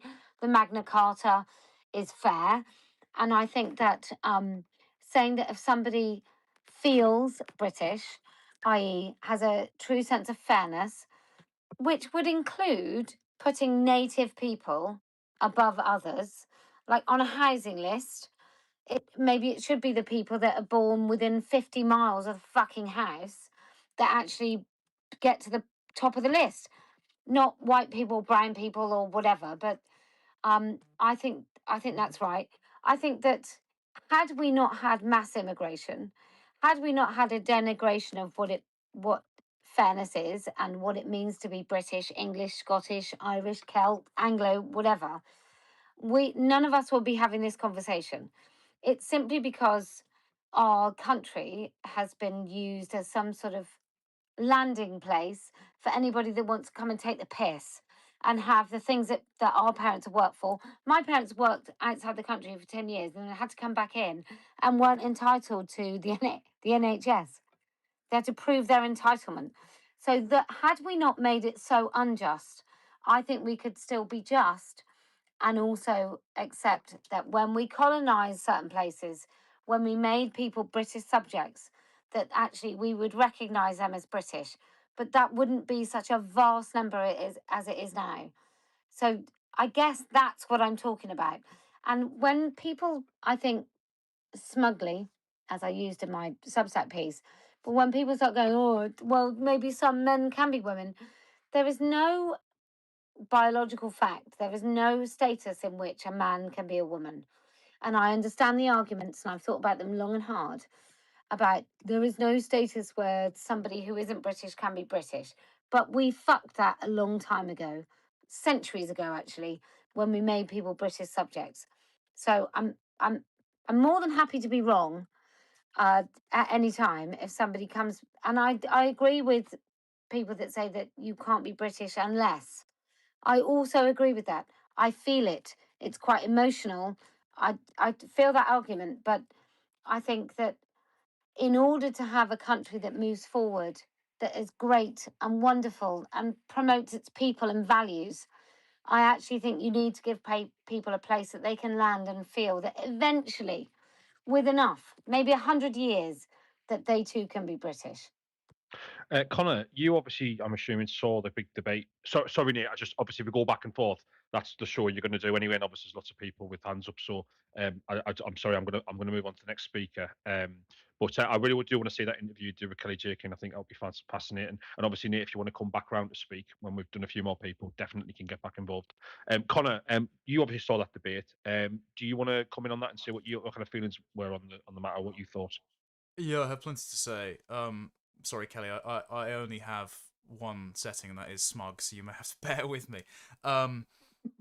You mentioned your children being English, having long English ancestry. Of course, there is a biological basis for that. I mean, Paul Morland himself, who is he's Jewish. He would never call himself English, even though he's British national. He says quite well, I think, that nations are the myth of common ancestry that can be proven by modern DNA tests. And if you can prove that common ancestry, it becomes a chain which binds the nation together and can be traced back to its origin point. It's, you know, a nation is named after a people. The values that you speak about, the culture, is given a prefix, English or British, because it's named after those people that spawned it, and it wouldn't exist without them. And because your children have English genetics, they couldn't self-identify as anything else, just like the gender debate. So I do think it is very much the same as a gender debate, and I understand the desire to want to make a more, I dare say, inclusive British identity. But in the very inception of the political concept of the union of England, Wales, Scotland, eventually Ireland, that referred to the constituent nations of the British Isles, which and nations come from people. So being British, throughout our history until about 1948, meant you were an English, Welsh, Scottish, or Irish person. And this is why there was no confusion about Joanna Lumley or George Orwell or Tolkien when they were born overseas in India or South Africa. That, you know, they were still British people even though they were born abroad. The Indians certainly didn't see them as Indian. The South Africans certainly didn't see them as indistinct from black South Africans. So we have to deal with the world as it is rather than as it would like to be. And that means that British people are English, Welsh, Scottish, and Irish. They are overwhelmingly white. Some may have mixed ancestry and maybe a shade darker, but just as we say, you know, human beings have two legs despite there being amputees, you know, we speak in terms of general rules, not exceptions, so unfortunately you can't separate it from being white. That's not a moral category, it's just, you know, a visual fact. And as far as even if you want to create a sort of flexible cultural British identity, again, it's a laudable claim. I'm very pessimistic about it working, hence my debate with Catherine Burble-Singh. As you say, you're very critical of Islam.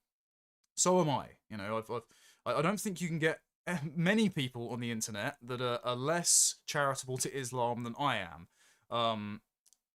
But Islam is not the only problem.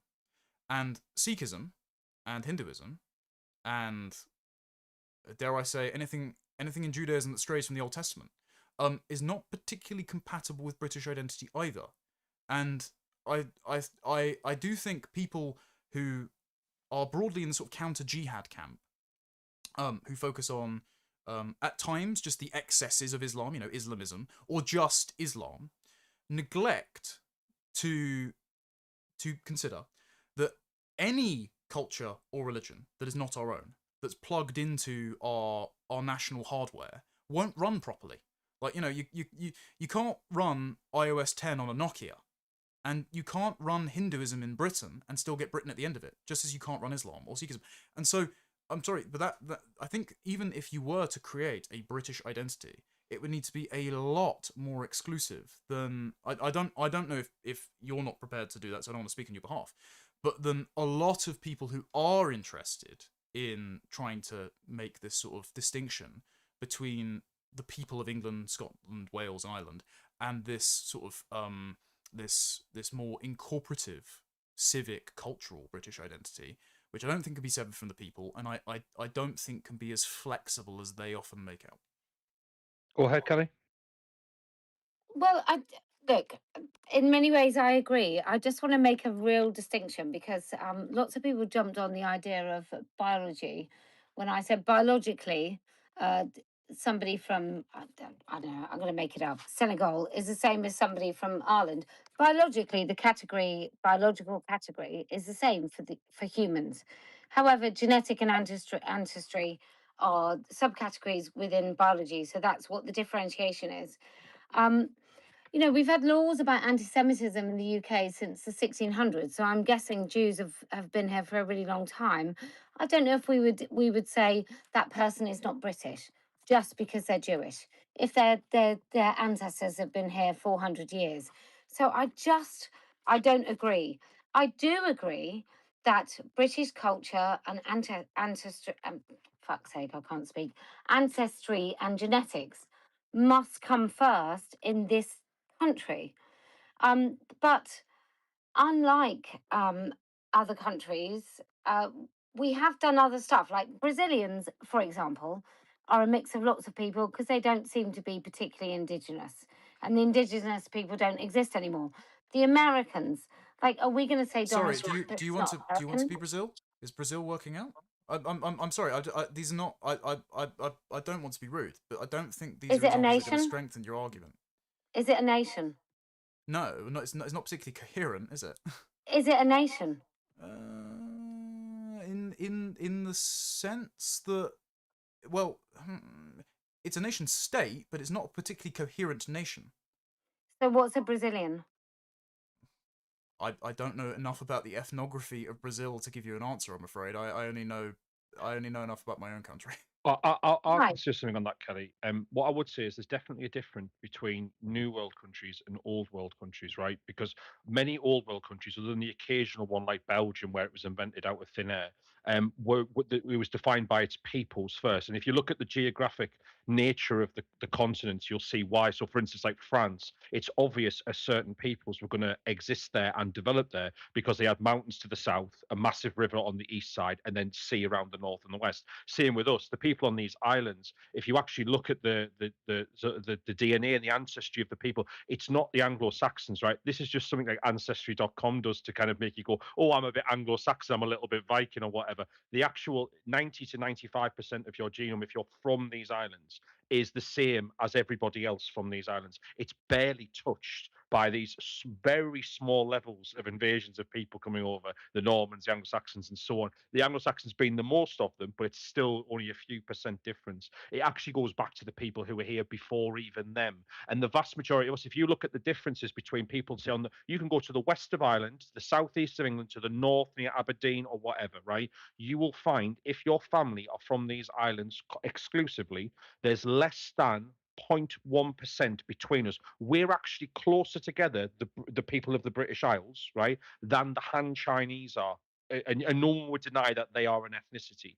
So when it comes down to the hereditary of who these people are, remember, England, Scotland, Wales, these were all man-made inventions. There was no English people, so to speak, who said this is, it was, they drew a line on a map and said this is now the border of who's English and who isn't. But the truth is, if you want to go back even further than that and look into, like I say, tens of thousands of years, you will find that all of us on these islands, and obviously the intermingling that's gone on since, are distinct from every other peoples on earth.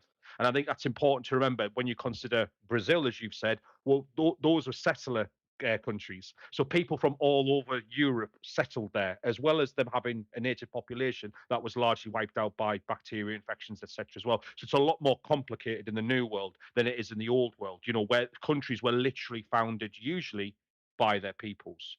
I hope that makes sense. It totally does, and I agree with everyone. I think if we had a certain percentage of people that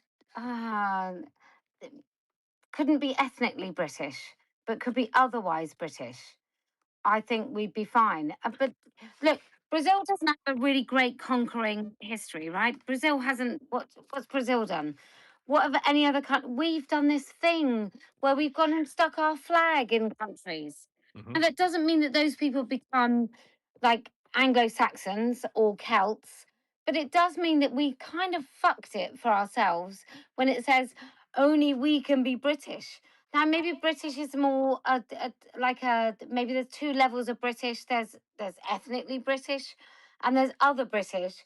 But I can't square off like the consequences of our colonialism and sticking our flag in places. Is that we said to people, "Come on, come over. We need you. No, hang We're on, we didn't. British. No, we didn't. This is the thing. Sorry, we didn't. We didn't. We All had right, more. you need us." No, we had more immigration between since 1997 than between 1066 and the Second World War. Like they didn't come over. This is the Yeah, point. but I'm talking. Sorry to interrupt you, Connor, but I'm talking about different. I'm talking about defining terms. I'm not saying that someone came over in 1997. It was like, hey, I can get some nice benefits. I'm not saying that that makes them British. I'm saying that No, but we fluffed it when it came to we what didn't is fluff it British. because we didn't fluff it because the people that were administrating the empire would not have considered all the Indians they were administrating British. Like you're I think Well, you're that's their retroactively. problem, right? No, Or no, our they were problem. correct. They were correct. Like they were correct, and I do not agree that they fucked it, or that we have to accept this retroactive, like, sort of plastic redefinition of our own identity.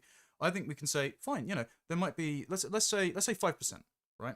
Let's say 5% of the country could be people of other heritages. Like, they could, there could be a German man that's married an English woman. There could be a Japanese woman that's married an English man, right? Fine, totally fine. Okay, there might still be some And problems. what about the Jews? But what about the Jews that have been here since like the 1600s? Are they okay, are they British? They are well. Okay, there is the people who have come here with their ancestors since back to Oliver Cromwell.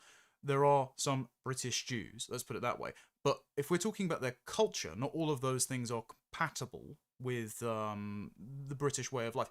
Unfortunately, there are, as we've seen in some in North London, there are some communities. There are some throughout America that Tyler Oliveira has been documenting. Plenty of them don't agree with our sense of hard work and fair play. Many of them are just on welfare, and they feel entitled to do so because some do have. They do not have a sense of fair play because they don't have a universalistic morality, which is encoded So are in they the British? British law. Is it a feeling or is it like no, it's not. No, it's not ancestry? No.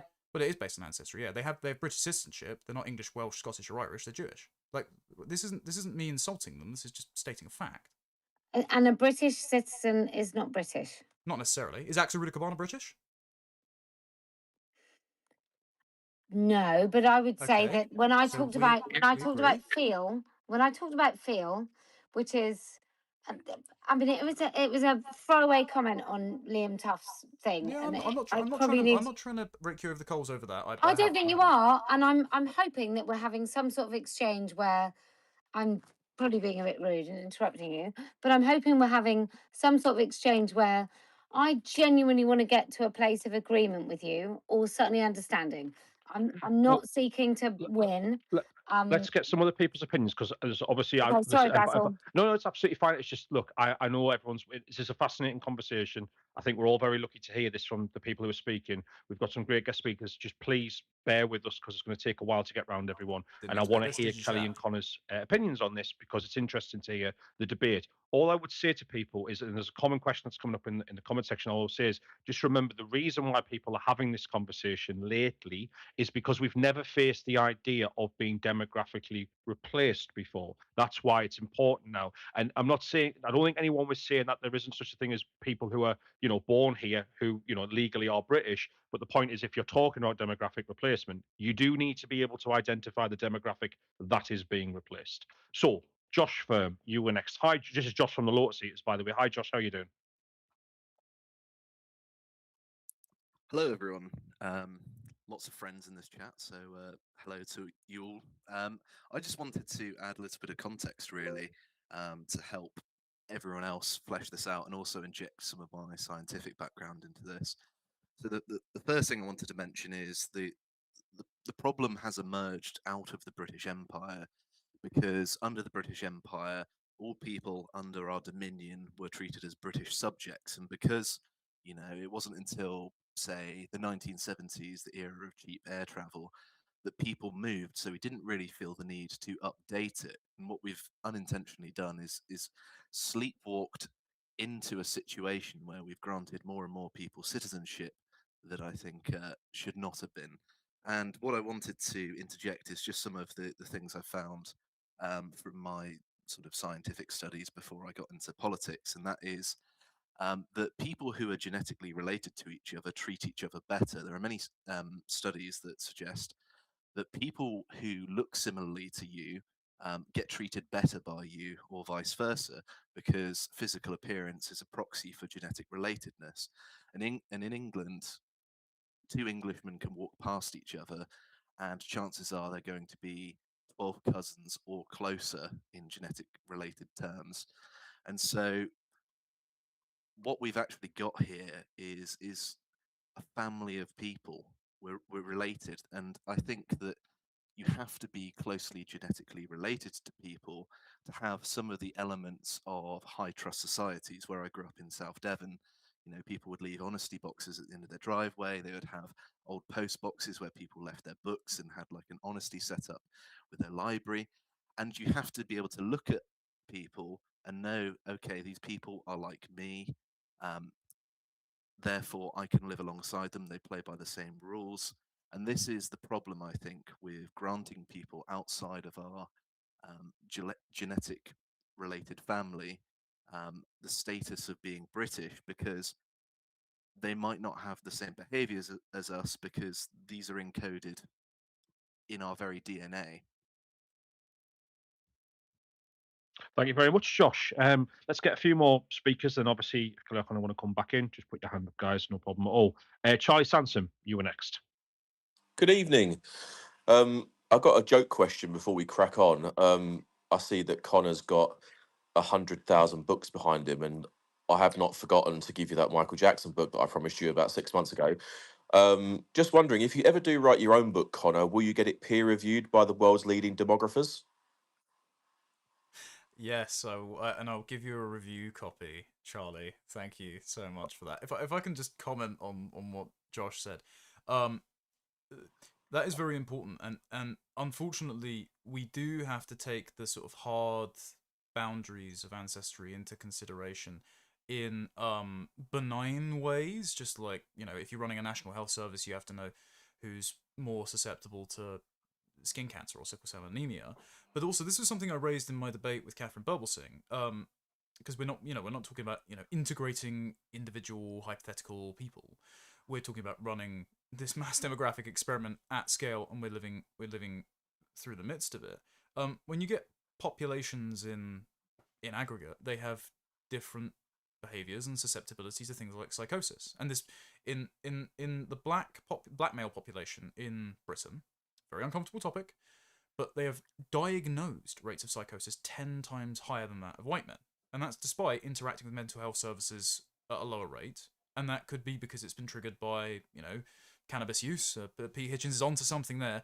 But as I unfortunately know from my uncle, who did have schizophrenia and died in difficult circumstances, 2008, you had to have some sort of underlying trigger for that to be triggered by drug use. And so if you're going to have large numbers of people with different heritages in your country, then you have to be willing to acknowledge those differences and how those inherited, unchosen constraints will influence whether or not they are inclined to, or even whether it's even possible to integrate. Like, this is the question I put to Catherine. How are you planning on running successful integration strategies in populations, even if they renounce Islam, that have had cousin marriage for thousands of years? Like, they think groupishly. They don't have an individualistic morality. And so Josh is correct. It's a very difficult conversation to have. But it is a necessary one if we want to have a hope of having a peaceful and cohesive country. Charlie, you said that was a draw question. Do you have another one that you want to follow up with? Yeah, I do actually. I wonder. I mean, I presume that I know the answer to this question anyway, because me and Connor's one of my best friends, so we talk a lot about these kind of issues. But there seems to be, from my perspective, a 1 foot in and 1 foot out mentality with people who are from a different background, especially those with dual nationalities. Now, point in case is what came out this morning, or what I read this morning, about a guy who's standing as an independent councillor in Sparkhill, who I don't remember the guy's name, but he's a Muslim guy who was born in Pakistan, got given a British passport, and then got convicted for terrorism in Yemen against a British consulate. So I put that there because earlier on in the week, I put out a video which got me a lot of attention, mostly negative, if I'm completely honest, because I said, shouldn't British born citizens really be the focus of British elections? And naturally, people who don't agree with that perspective, surprisingly, mostly Reform UK voters, come at me and called me every name under the sun that you can imagine for posing that question. But I think it's a fair question. So, do you think that dual nationals have a 1 foot in, 1 foot out mentality? And do you think that when people like this Sparkhill council candidate, of whom I do not remember the name, commits acts of terrorism against the UK, that is the most important point in case as to why we don't let these people gain any sort of political authority over people who have been here for hundreds, if not thousands of years. Colin, do you want to come back on that? Yeah, I can only say yes so fiercely. This is my personal policy preference. I don't think we should be allowing dual nationality, not just in Parliament, but just generally. I think it's a category that has been established in a world where we think that the fundamental differences between peoples and cultures can be resolved through population exchange and commerce. And in the era of great power politics and mass migration, I think those delusions have fallen away for everyone except the likes of Jeremy Hunt. And so we just shouldn't have any dual national politicians. We shouldn't have any politicians. I mean, okay. So this is the difficult one, because if you say any politicians, who are born overseas can't stand. I mean, George Orwell should have been eligible to be an MP despite being born in India. So you could do it like an old world nation, even like Egypt, where you need to have at least one parent who is a English, Scottish, Welsh, or Irish person. But in terms of law, in terms of constitutional changes that I would expect parties to make, I think at the very least, Charlie, you're correct.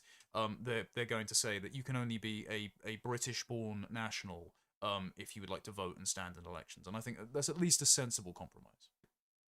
Thank you very much. Kellie-Jay, do you want to comment on that? Yeah, sure. So I think we're full.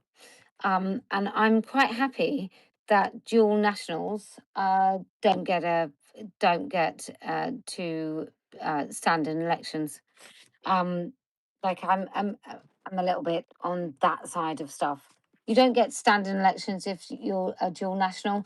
If you've committed any crime and you're a dual national, you can fuck off. If you're, if you have any gateway to any other country and you're not good for this country, I'm happy for you to go. Brilliant. Thank you very much. Let's keep going round hands. Right, we are joined by James Bennett. James is our resident reformer. He keeps coming in our spaces to get piled on by Restore Britain fans, but he still does it, and fair play to him. James is standing as a council candidate in the upcoming election. So, James, what would you like to say? Thank you, Basil, for that brilliant introduction. Connor, nice to meet you. I've been listening to you for quite a long time. Anyway, I wanted to talk about birth rates because Basil and I go around the doors on this quite a lot. But I think if you want to talk about demographic replacement and the demographic change seems to be the main subject of this conversation, then simply shutting the doors and deporting a few million people is only going to put that off rather than stop it. Based off the information I've got here, which has come mostly from the ONS, while the current population is 73% native, only 55% of births are as of 2023, and that was 3 years ago, before the full effects of the Boris wave were fully felt. So I imagine that's even lower now. And based on the current trends, that's going to continue to decline. So I ask you, and as a not just as yourself, but also as someone who flies the flag quite well for Restore Britain, what are your solutions to fix the birth rates in this country? Yeah, okay. Very nice to meet you, mate. I'm not in a capacity of speaking on behalf of the party. I'm just encouraged by the prospect of it. So in my time speaking to demographers on my former show at Lotus Eaters, in speaking to even members of the Hungarian government about this issue, actual policy subsidy efforts don't go that far. So the demographic replacement. Whoa. What's that? So the policy efforts to try to encourage people to have children. So, for example, in Hungary, they knock off 25% of your income tax for each child a woman has. They give under 30s loans that you can have a house, and if you have a certain number of children, it gets written off. They've done things with student loans. They've done things with childcare, which is something that I think both Kellie-Jay and I are actually opposed to, because a child is best raised by their mother and father, and you shouldn't be sacrificing time that an infant has with their mother, the only voice they know, the only skin-to-skin contact that they actually are reassured by, to squeeze more GDP like blood out of a stone. So what I would say is you would need to rather than try these subsidy programs, which have only worked insofar as they've seen marriage rates double, abortion rates halve, and the birth rate has only ticked up by 0.2. I mean, better than their European neighbours, but it's not doing so hot. You would need a series of cultural and economic changes. I would crack down on abortion, not for the reason of demographics and birth rates, like balanced spreadsheets are not my concern there, just because we shouldn't be killing innocent babies. Like that's just a moral issue for me, and I think that would automatically improve that. But again, it's not because of demographics. I think housing affordability is something that's pretty prescient, and it's not, as Paul Morland has pointed out, it's not just housing affordability in the abstract, because birth rates are still low in the north where the housing is relatively more affordable. It's that young people especially, move away from northern towns to go towards the cities in order to try and make a living, because of the scarcity of jobs, which is another thing that's both house prices and job scarcity and wage depression are caused by not just economic mismanagement and fiscal irresponsibility by the government, but of course it's exacerbated by mass migration, driving up the cost of housing, driving down the bargaining power of native workers. So, as many people are fond of saying on X, remigration actually does solve this issue. But then, there's only so much you can do with policy. There needs to be a sort of broader cultural change, and this is where things get a bit fuzzy, but so it's things like, so Louise Perry's written about this before, and as a consequence of our extended lifespans, we're actually reminded of our own mortality a lot less. And in traditional societies, your mortality would almost prompt you to start having children because you realize you're moving up the generational chain, right? Like there's suddenly no generation, there's one fewer generation above you, so you need to replenish the generation below you.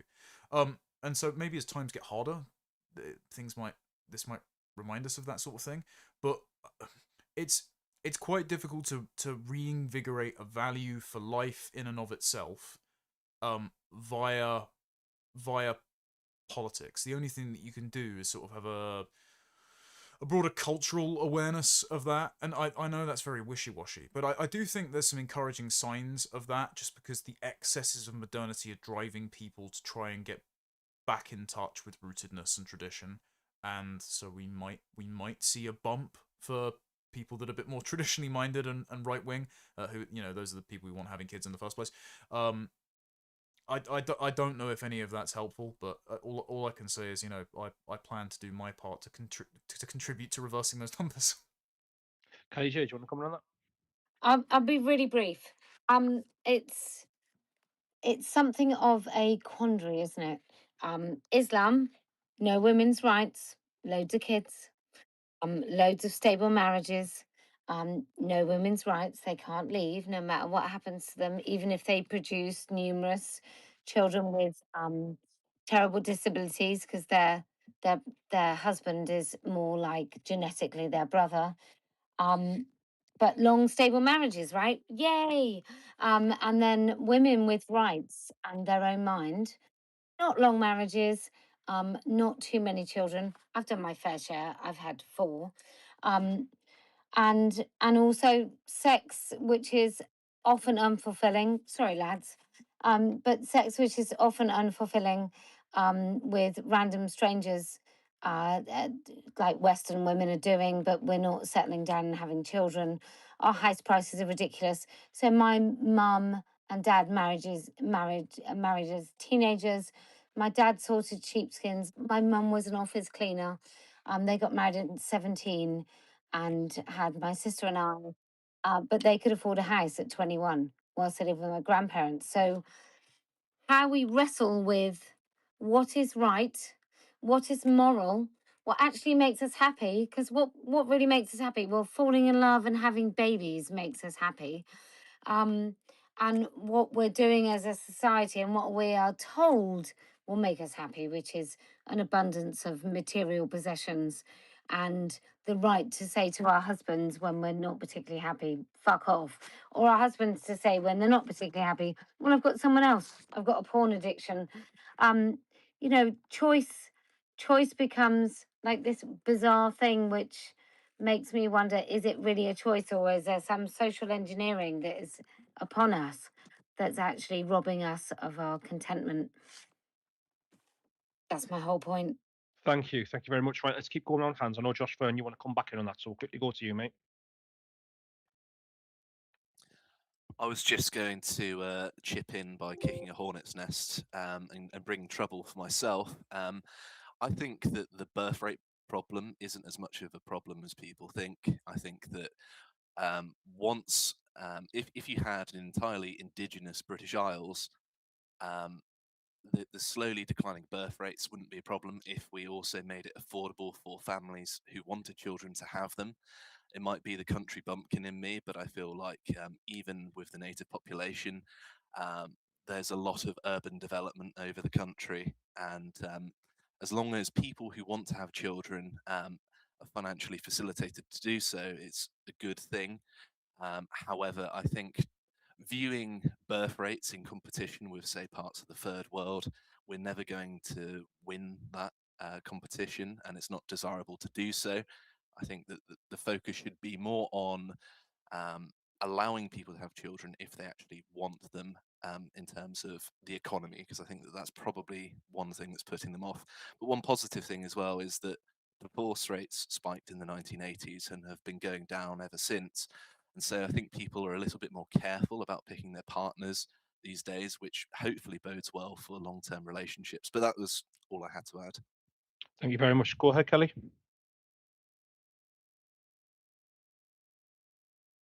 Kelly, you there? Bollocks. Sorry. I was just wondering about how many children the Amish have and what the divorce rate is. Because I'm not saying they're the kind of pinnacle, but they do seem to have escaped some of the trappings of greed and modernity. I imagine the divorce rate is closer to zero. I don't think that's what known in their community. Josh, go on. I was just going to add, part of the reason that they're able to have so many children is because their cost of living is very low. They can build their own houses, they have their own land, and so they have the economic conditions to have lots of children if they wish to. And of course, they have a culture that frowns on divorce, which probably helps as well. And no contraception, right?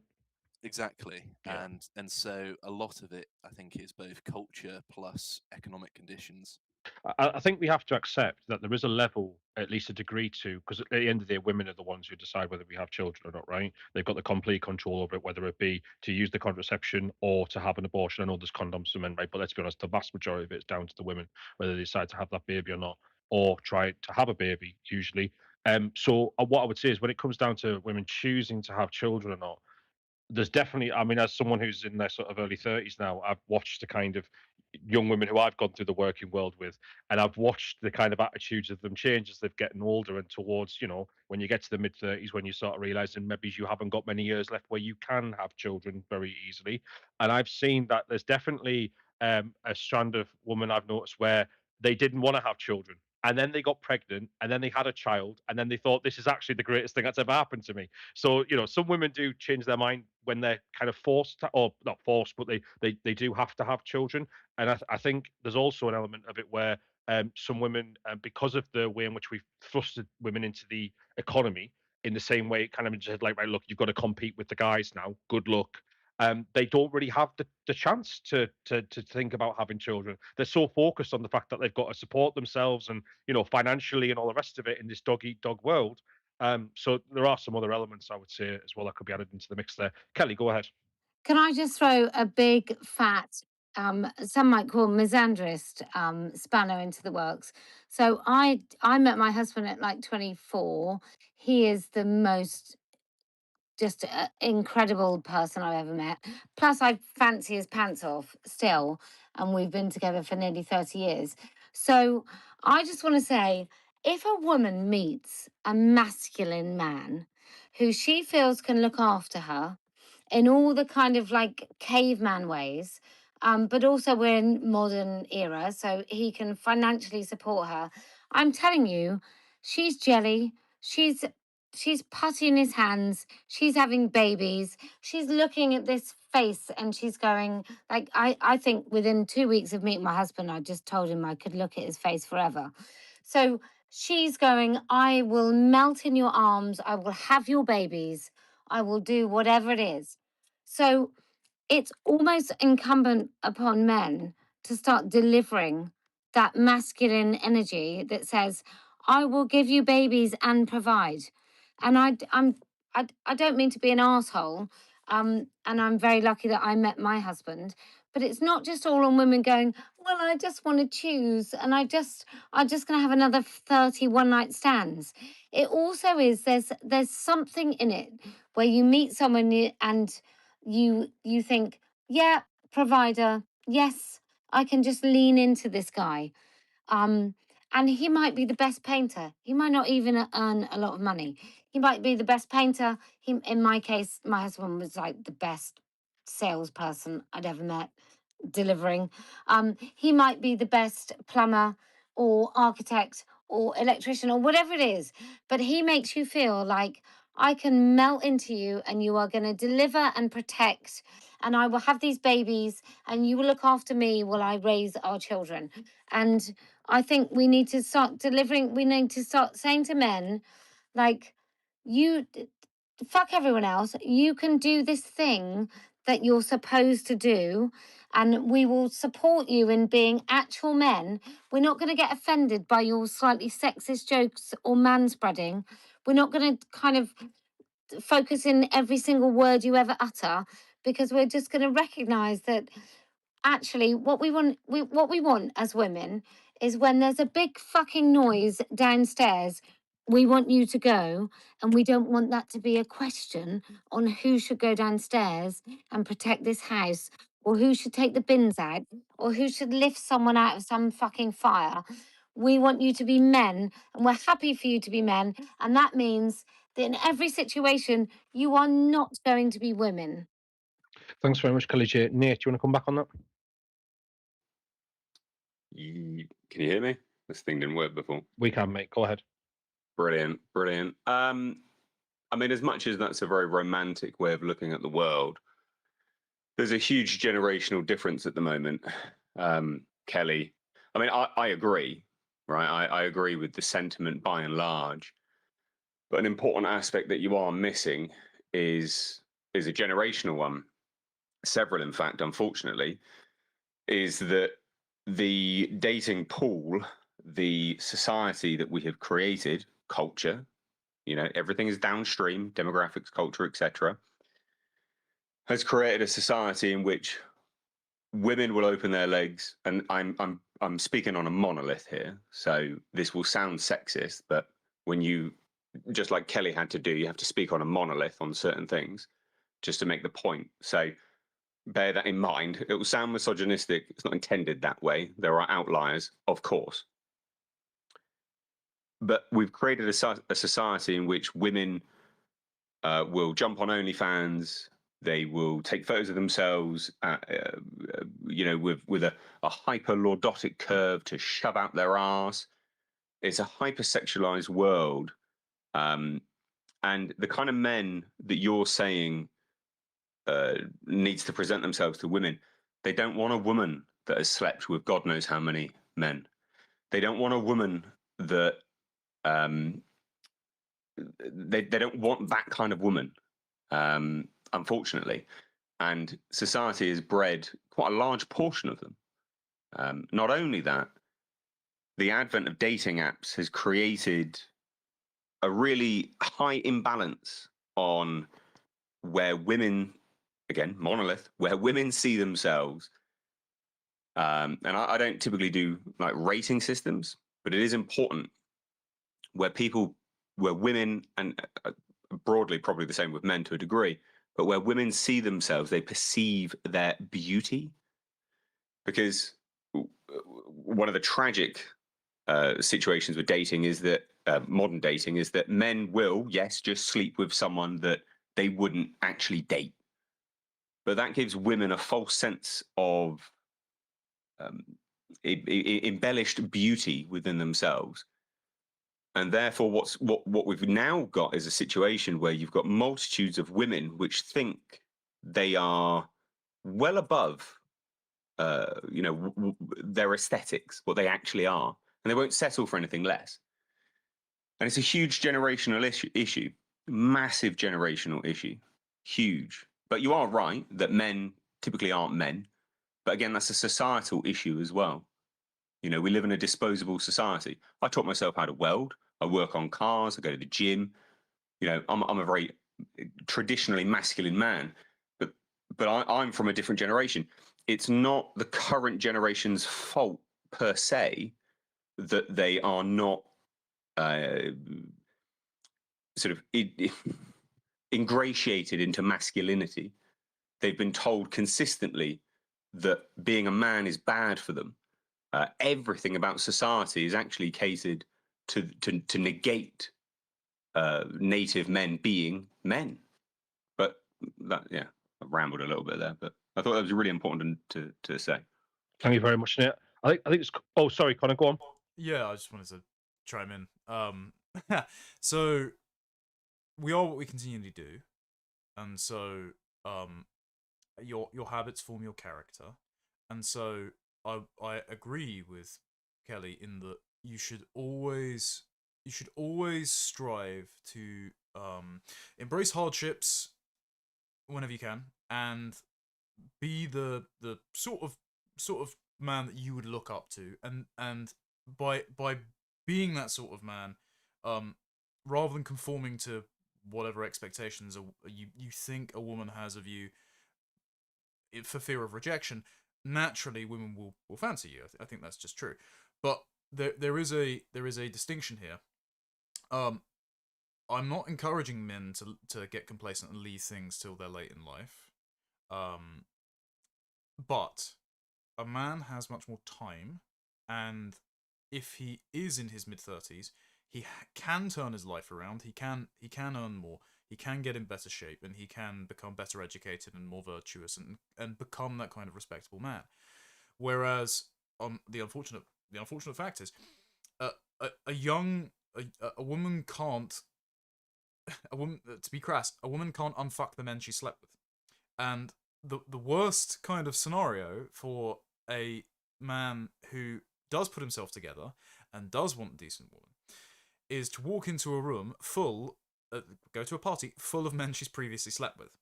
And so I would just say to the rejoinder of encouraging men to be better, to earn more, to be in good shape, to be the kind of person that on the day that you don't know is going to happen when you meet your spouse, that you are you are the sort of person she'll fall for. The same extends to women. Don't do things that you can't take back, that will exclude you from consideration for the kind of man that you want. Thank you very much. Connor, I'm assuming you can't put your hand up, so if you ever want to jump in, just chime in, mate, and obviously I'll go straight at you. Right, Kellie-Jay Keen, you want to come back on that, and then I promise we will start going round some hands because there's lots of people. I so do, Basil. Thanks so much. I just want to say that the fact that women are on OnlyFans and fuck stupid men quite freely is not something that women were like, do you know what I want to do more than anything? I want to just have casual, really, really unsatisfying sex with a group of strangers. That is not a societal thing that women kind of forced. Maybe we were told there was some trade-off, like, hey, you can be like men. But I'm going to be really, I'm not going to be too graphic, but I'm going to be quite straightforward. In the end of like a 15-minute exchange with two strangers, one is female, one is male, women are not walking away going, wow, I've just had the best time of my life. But men might be walking away going, hey, I got away with that one. It was great. It was great. Women are walking away going, oh, I'm uncomfortable and I hope he calls me. Right? That's just men and women. So I don't want women to get blamed for some random kind of how can I use this word without sounding sexist? Sluts in pornography, or women that have been told that there's some riches at the end of this like open-legged rainbow, because that's a man's world that's been put upon women. So I want some of you men just to take back a little bit of this gratuitously smug pie and just appreciate that it's the male sex that's pushed male sexuality onto women. And that's why gay men meet with glory holes and cottaging, and lesbian women don't meet with such stupid, fucking, unsatisfying things. So I just want to be really, really clear. Heterosexual couples Men in heterosexual couplings are made more human by the fact that they are heterosexual. That's why heterosexual men, there are plenty of like complete pieces of shit. But on the whole, men in heterosexual relationships will be pretty much more decent sexually than men in gay relationships. So I just want to say that. And who is watching OnlyFans and fueling the market? It's not women, it's men. Are there some sociopathic women that advertise OnlyFans to everybody else? Yes, there are. And I think OnlyFans should be shut tomorrow, along with pornography. I think pornography is a scourge, is a putrefying thing upon the world that makes us all very much poorer, whether that's our adolescent children who might stumble upon pornography, whether that's the most sourced kind of reason for divorce in this country is pornography. So I just want it to be clear. Who wanted porn? Well, it wasn't women. Who wanted to watch porn? Again, not women. Who makes the most money out of porn? Again, not women. So I just want to put that out there before all you men get a little bit too smug about women giving away their virginity and their body count, and ruining their future relationships, which I agree they do. And actually, it's never even for any fun, ladies. Don't give away your sex lives to men who aren't truly grateful for it, because you will pay later, and it may not be your fault, but you will pay. Go on, Connor. You know what? Because we don't live in a free country, I will reserve my comment on look. I agree that the entire porn industry should be shut down tomorrow. It not just praise as a matter of its business model on teenage boys to try and get them addicted while their brains are still forming and ruin their relationship prospects for life, but it also relies on a steady stream of girls who've been sexually abused as children to disconnect sex from intimacy, to be willing to prostitute themselves and take drugs and commit suicide at really high rates. You know what? I won't say that because it is very edgy. Just say it. Come on, just say it, Connor. We're all grown ups. If the moment you propose banning pornography, you will be called an anti-Semite. It's just gonna happen, and it's. Do you care? Do you No, care? I don't give a fuck. Sorry, I don't even understand the connection there. But it will. Unfortunately, the owner of Pornhub is a rabbi. The former owner of OnlyFans was a Jewish Ukrainian chap who donated a hell of a lot to AIPAC.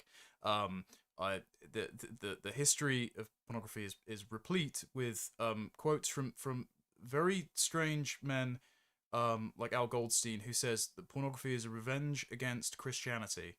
Like there's some very, very malicious people that have been empowered at the top of pornography, and if you go after the industry, you will have all the slings and arrows. But at least I agree. Just respond. Don't care. Right. Thank you very much, Connor. Right. I did promise we'll get to some hands. Right. So what I'm going to do now is, if you want to ask a question, we'll try and make a note of it, and we'll get a few of them done because there's just so many people requesting to speak, and then we'll go to our panel. And by the way, I include kind of Nate and Josh in there as well because he's a big. I'm both fans of your podcast, by the way, guys. I think you do brilliant work. So thank you very much for joining us. Alexandra, obviously you've got co-host privileges. Go ahead. Sorry. Yeah, I was just going to say, I mean, I agree with Kelly, but then I'm older as well. And I was fortunate enough to kind of like love at first sight thing. Unfortunately, my marriage didn't last past 27 years, but that's the way that went.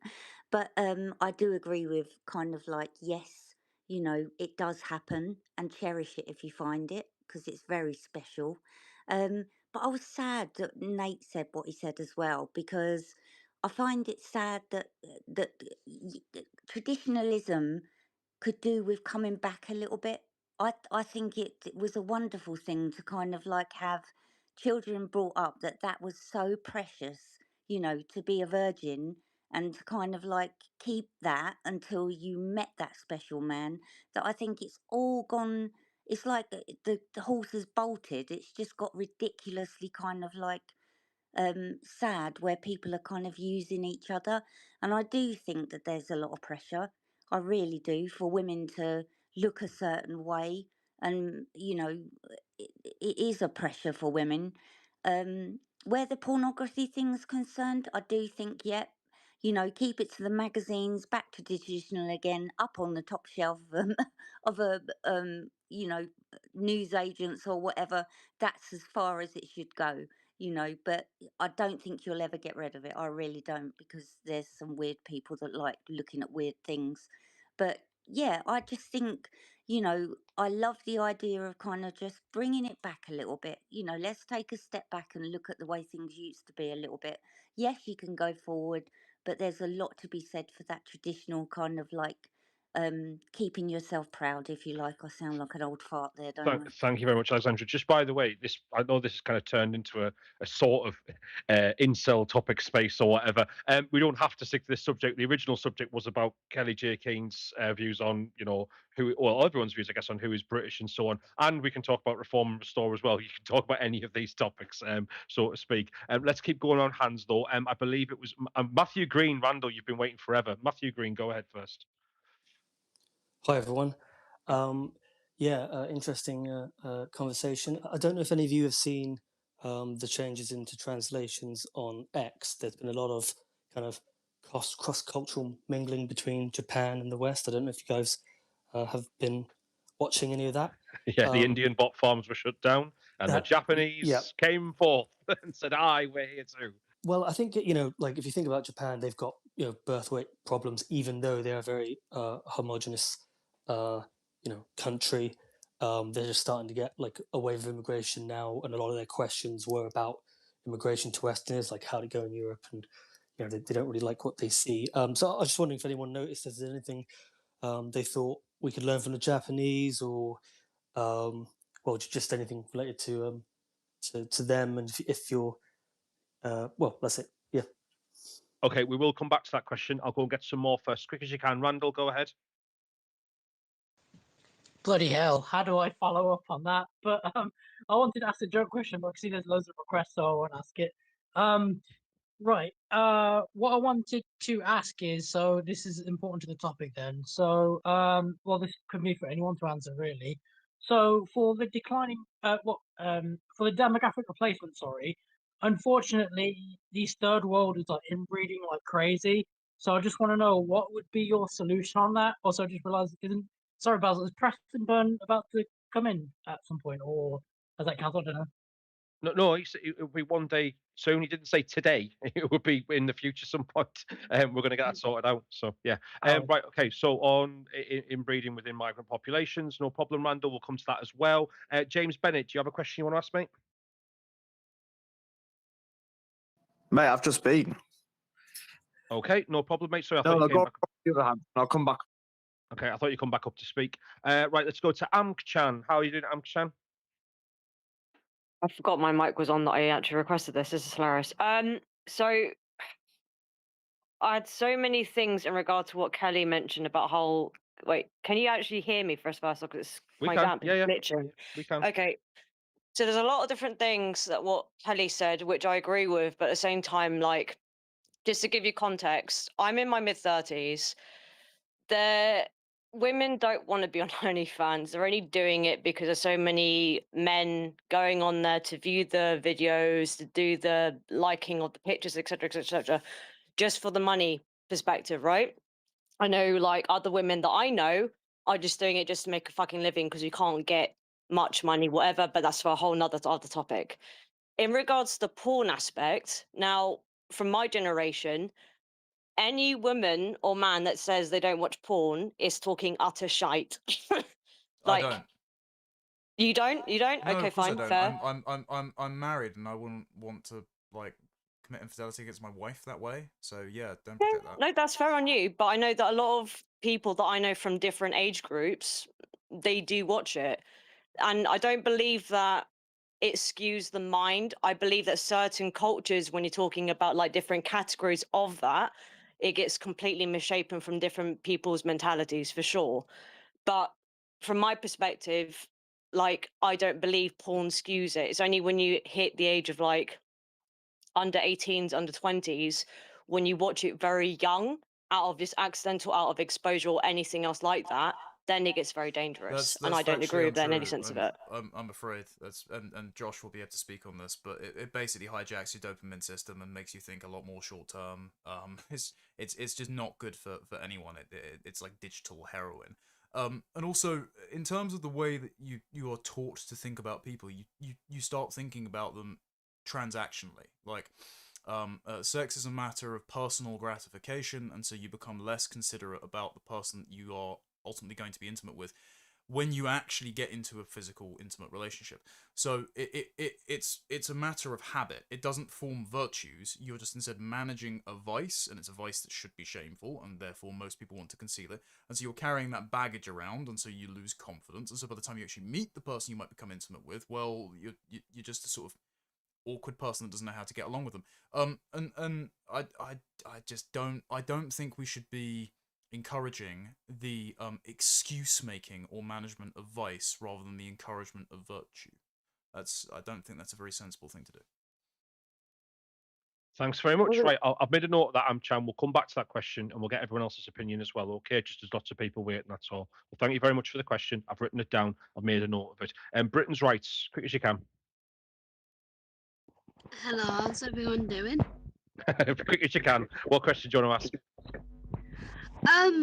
In regards to Restore and Reform, we know Restore aren't having any councillors represent them this May election. So is everyone voting Reform, or are we voting the Tories? Because I've heard some bits and pieces about Reform recently. That makes me question whether to vote for them again. Okay, we'll get who people are voting for this May election. No problem at all. Next speaker was James Bennett's back. Okay, he's back. Sorry, James. Do you actually have a question now? Is he there, James? Yeah, no, I'm here. Yeah, do you have a question? Go around the other hands, and then I will come back with a question. I just want to make sure everyone else gets to talk. I mean, I'd like to speak about Reform and Restore at some point. All right, okay, we'll bring you in on that question in particular, then, okay? No problem, mate. Right, let's have a look. Who have we got? Sorry, Walk Watch. You've been waiting a long time. Walk Watch, how you doing?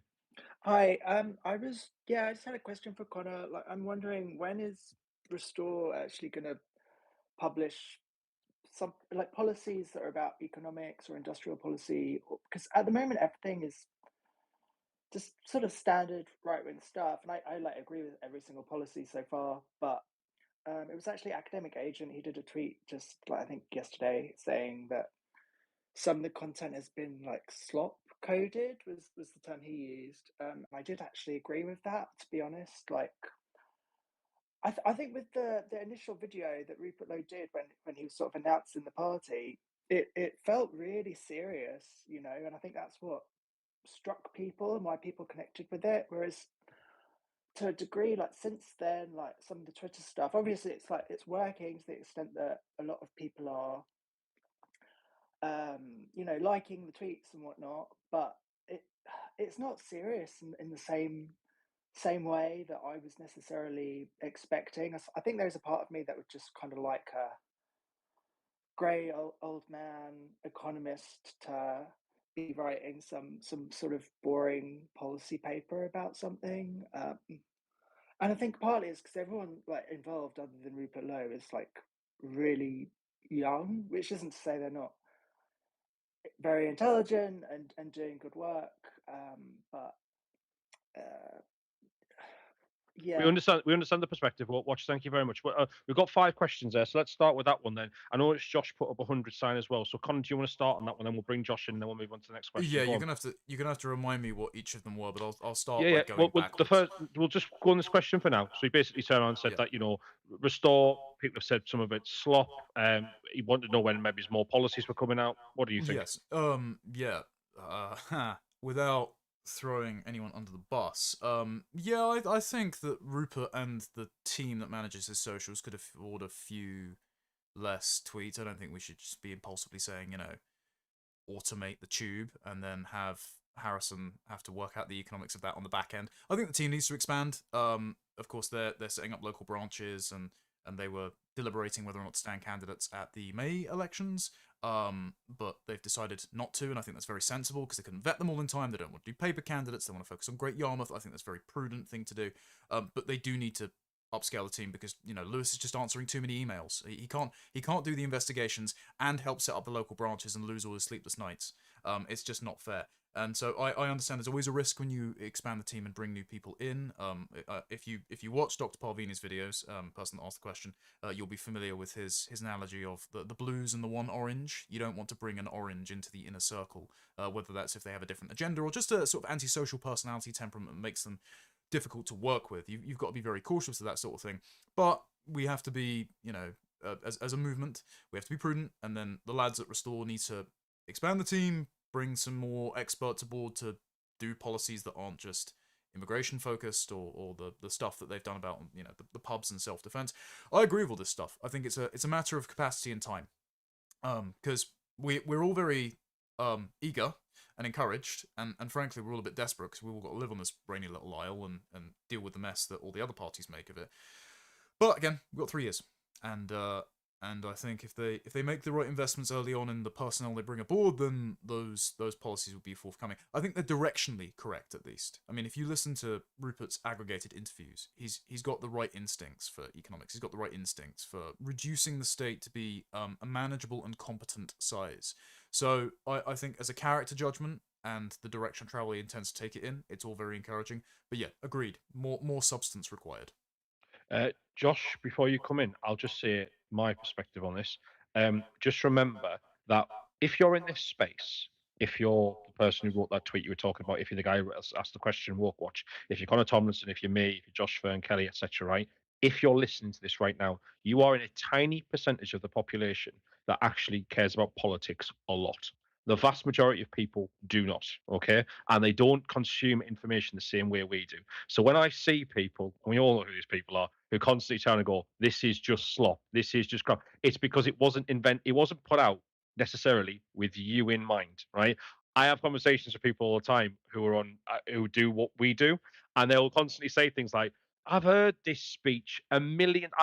We've heard this. The same with the tweeting of Rupert. You notice he does that the tweet every day that goes out, and it's like a kind of rundown of things wrong with the country, and people go, yeah, I've seen this. Do something new. It's like, well, most people don't, right? Most people don't log on to X every week, never mind every day. Do you know what I mean? So just remember, it wasn't created necessarily with you in mind. Josh Fern, go ahead. I think both you and Connor have put it well. I couldn't have really added much to that. So for the sake of time, that's it. Perfect. Thank you very much. Sorry to be thunder. You were going to say that. I do apologise. Right. Okay. So the next question was, obviously this was a space for Connor Thompson, so I'll come to him first. If anyone of our kind of speakers who've come up, if you want to jump in, just put your hand up, and then I'll bring you in on it. Who do we vote for this election if Restore Britain aren't standing candidates everywhere, Connor? Yeah, quick thing. I've got about 20 odd minutes, and I need to go to have dinner because I didn't realise the time, and I've kept my wife waiting. So any urgent pressing things I will try and get to before we finish. In terms of who we're voting for, I actually don't know in my local area. Nationwide. Well, okay. I'm not gonna. At this time, I'm going to refrain from giving nationwide tactical voting advice, though I don't think reform, on the whole, should be rewarded for insulting their voter base, betraying their core principles, and welcoming Indian and Bangladeshi nationals as candidates. I just don't think that should be the case. It might be that in your local constituency, perhaps, where James is standing, the reform candidate might be the best option.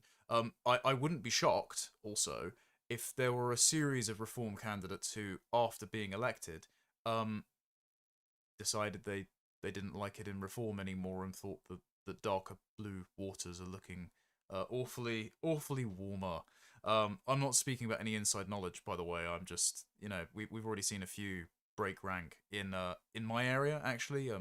There's been a few Kent County councillors that have jumped over, and it's because, again, Restore is the party that reform supporters actually want if they're not emotionally wedded to specific people in the reform leadership, and so if they are patriots and they find themselves, the only avenue to make change in their local area is to get selected as a reform candidate. I know reform have well, they're short quite a few candidates because they've been ringing a few people recently. Hell, do you know what was really funny? I even got a phone call. And I think they're just calling up anyone on the old voter rolls. I'm not a Reform member, and I don't think they knew who they were dialing. But Brilliant. does show the level of urgency they're feeling. And so if you feel that, hey, I want to make change in my area, I could stand on a Reform ticket because I'm not going to get selected for the Conservatives, certainly not Labour, the Lib Dems, or the Greens, and then you decide that Reform have taken in one too many Indian nationals for you, then it would be fair to jump, and it would be fair to vote for those people.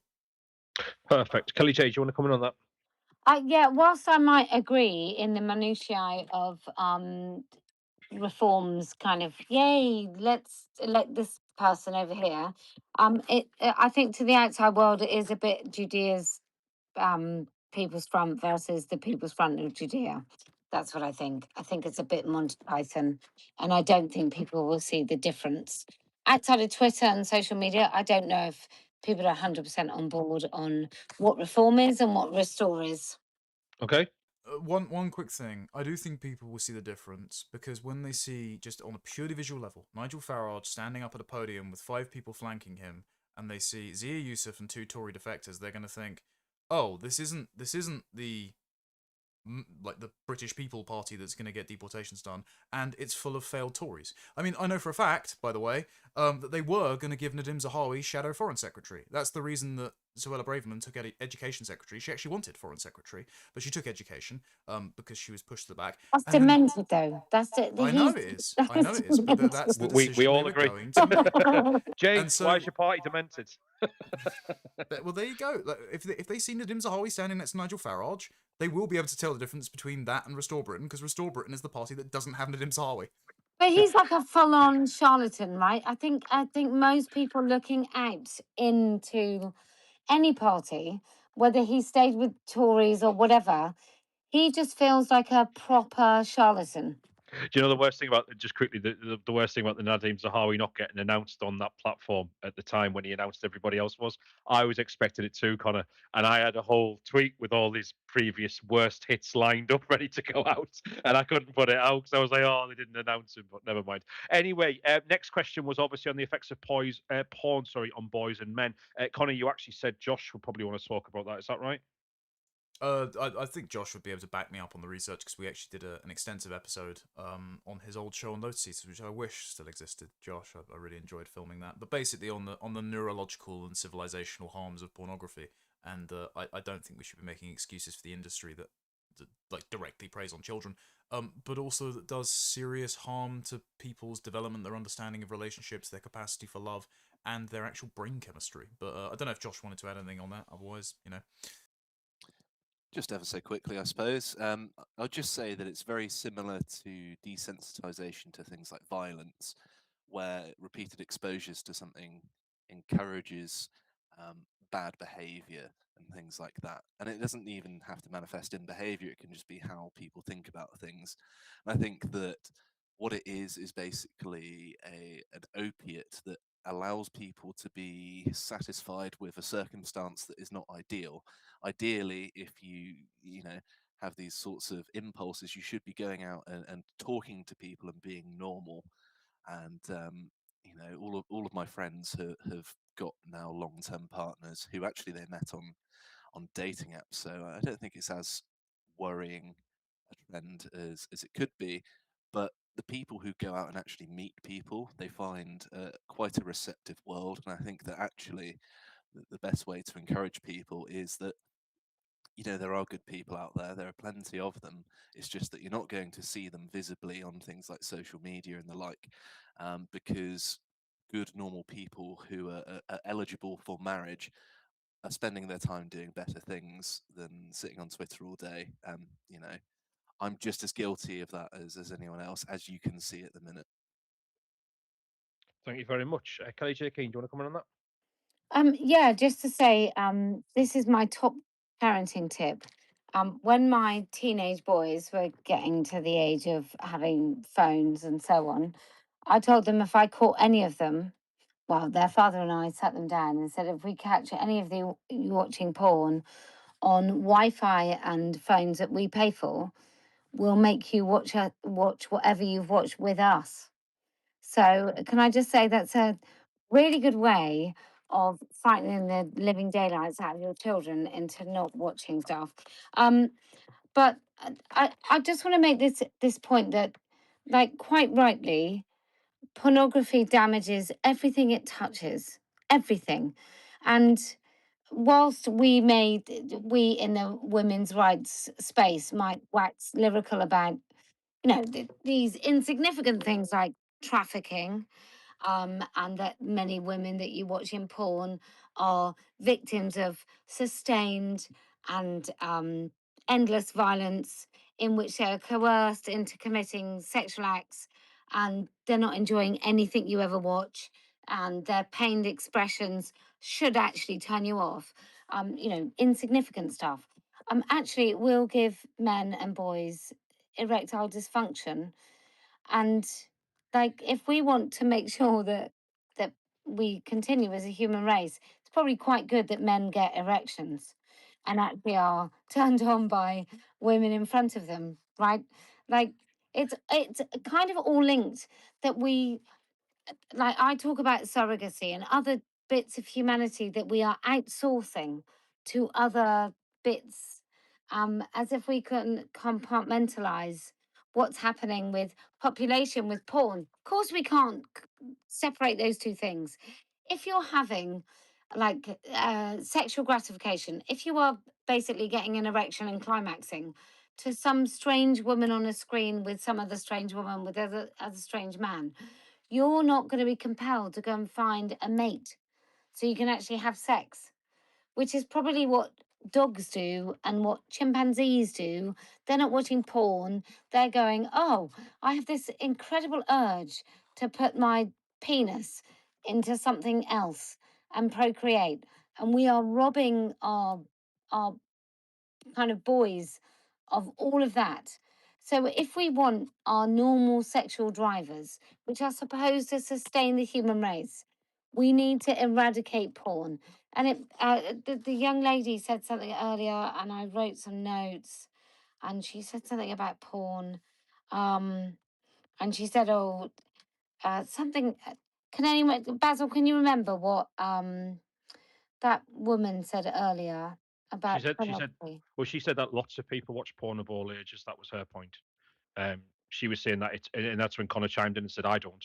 And I'm Right. married, and I see it as cheating on his spouse. Which, you know what, I've actually noticed there's a general trend amongst particularly younger men. I'm not saying it's massive. I don't actually know how popular it is, but I have noticed it. That I never noticed in my generation, for example, where people are quite proud of the fact that they don't watch pornography.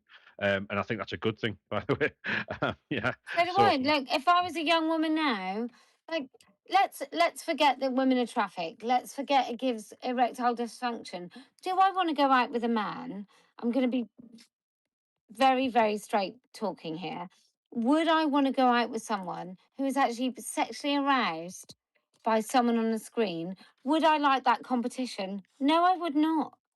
Would most women like it? Really, if we're talking really honestly, would we like to explain off the fact that someone's getting sexually gratified by a, a woman who isn't us on a screen? No, we wouldn't. That's absolute shit. Does that add to the fact that we don't want babies? Probably. It probably does. Men, for fuck's sake, stop watching porn.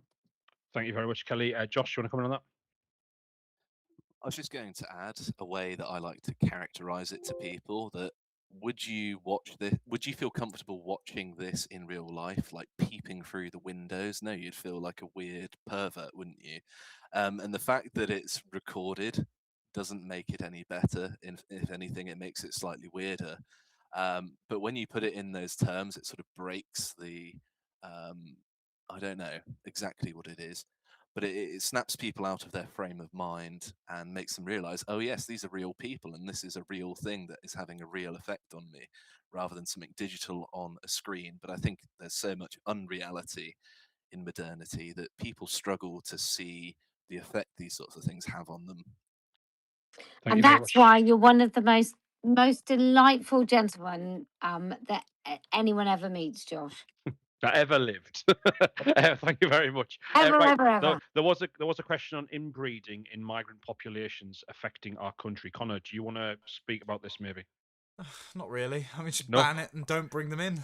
Yeah, they were asking how do we solve this problem, and it was like, well, pretty simple, isn't it? Remigration, right? Don't fuck your cousin, deport them. I mean, just It is interesting that Keir Starmer decided to not. He said, "I won't be blocking this. I won't be banning cousin marriage." And the NHS has now hired people to deal specifically with the effects of cousin babies. They're embracing this as a newfound culture that we have in the UK. That's how insane our Parliament is. Okay, well, if no one wants to come in, that's absolutely fine. There was another question that the first question we got was, have you noticed the Japanese influence on X? I mean, does anyone want to come in on that? Or are we okay to move on? Oh, go on, Josh. Oh, okay. Go on, Josh. I was just going to add, because there's a question about birth rates in Japan and how it's a homogenous society, and I just wanted to introduce a little bit of biology into this.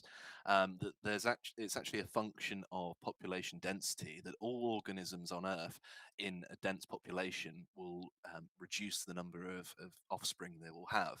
And so one of my big things, and part of the reason my first ever YouTube video was about "Our City's Bad for You," is that actually people don't talk about how bad for human beings population density is.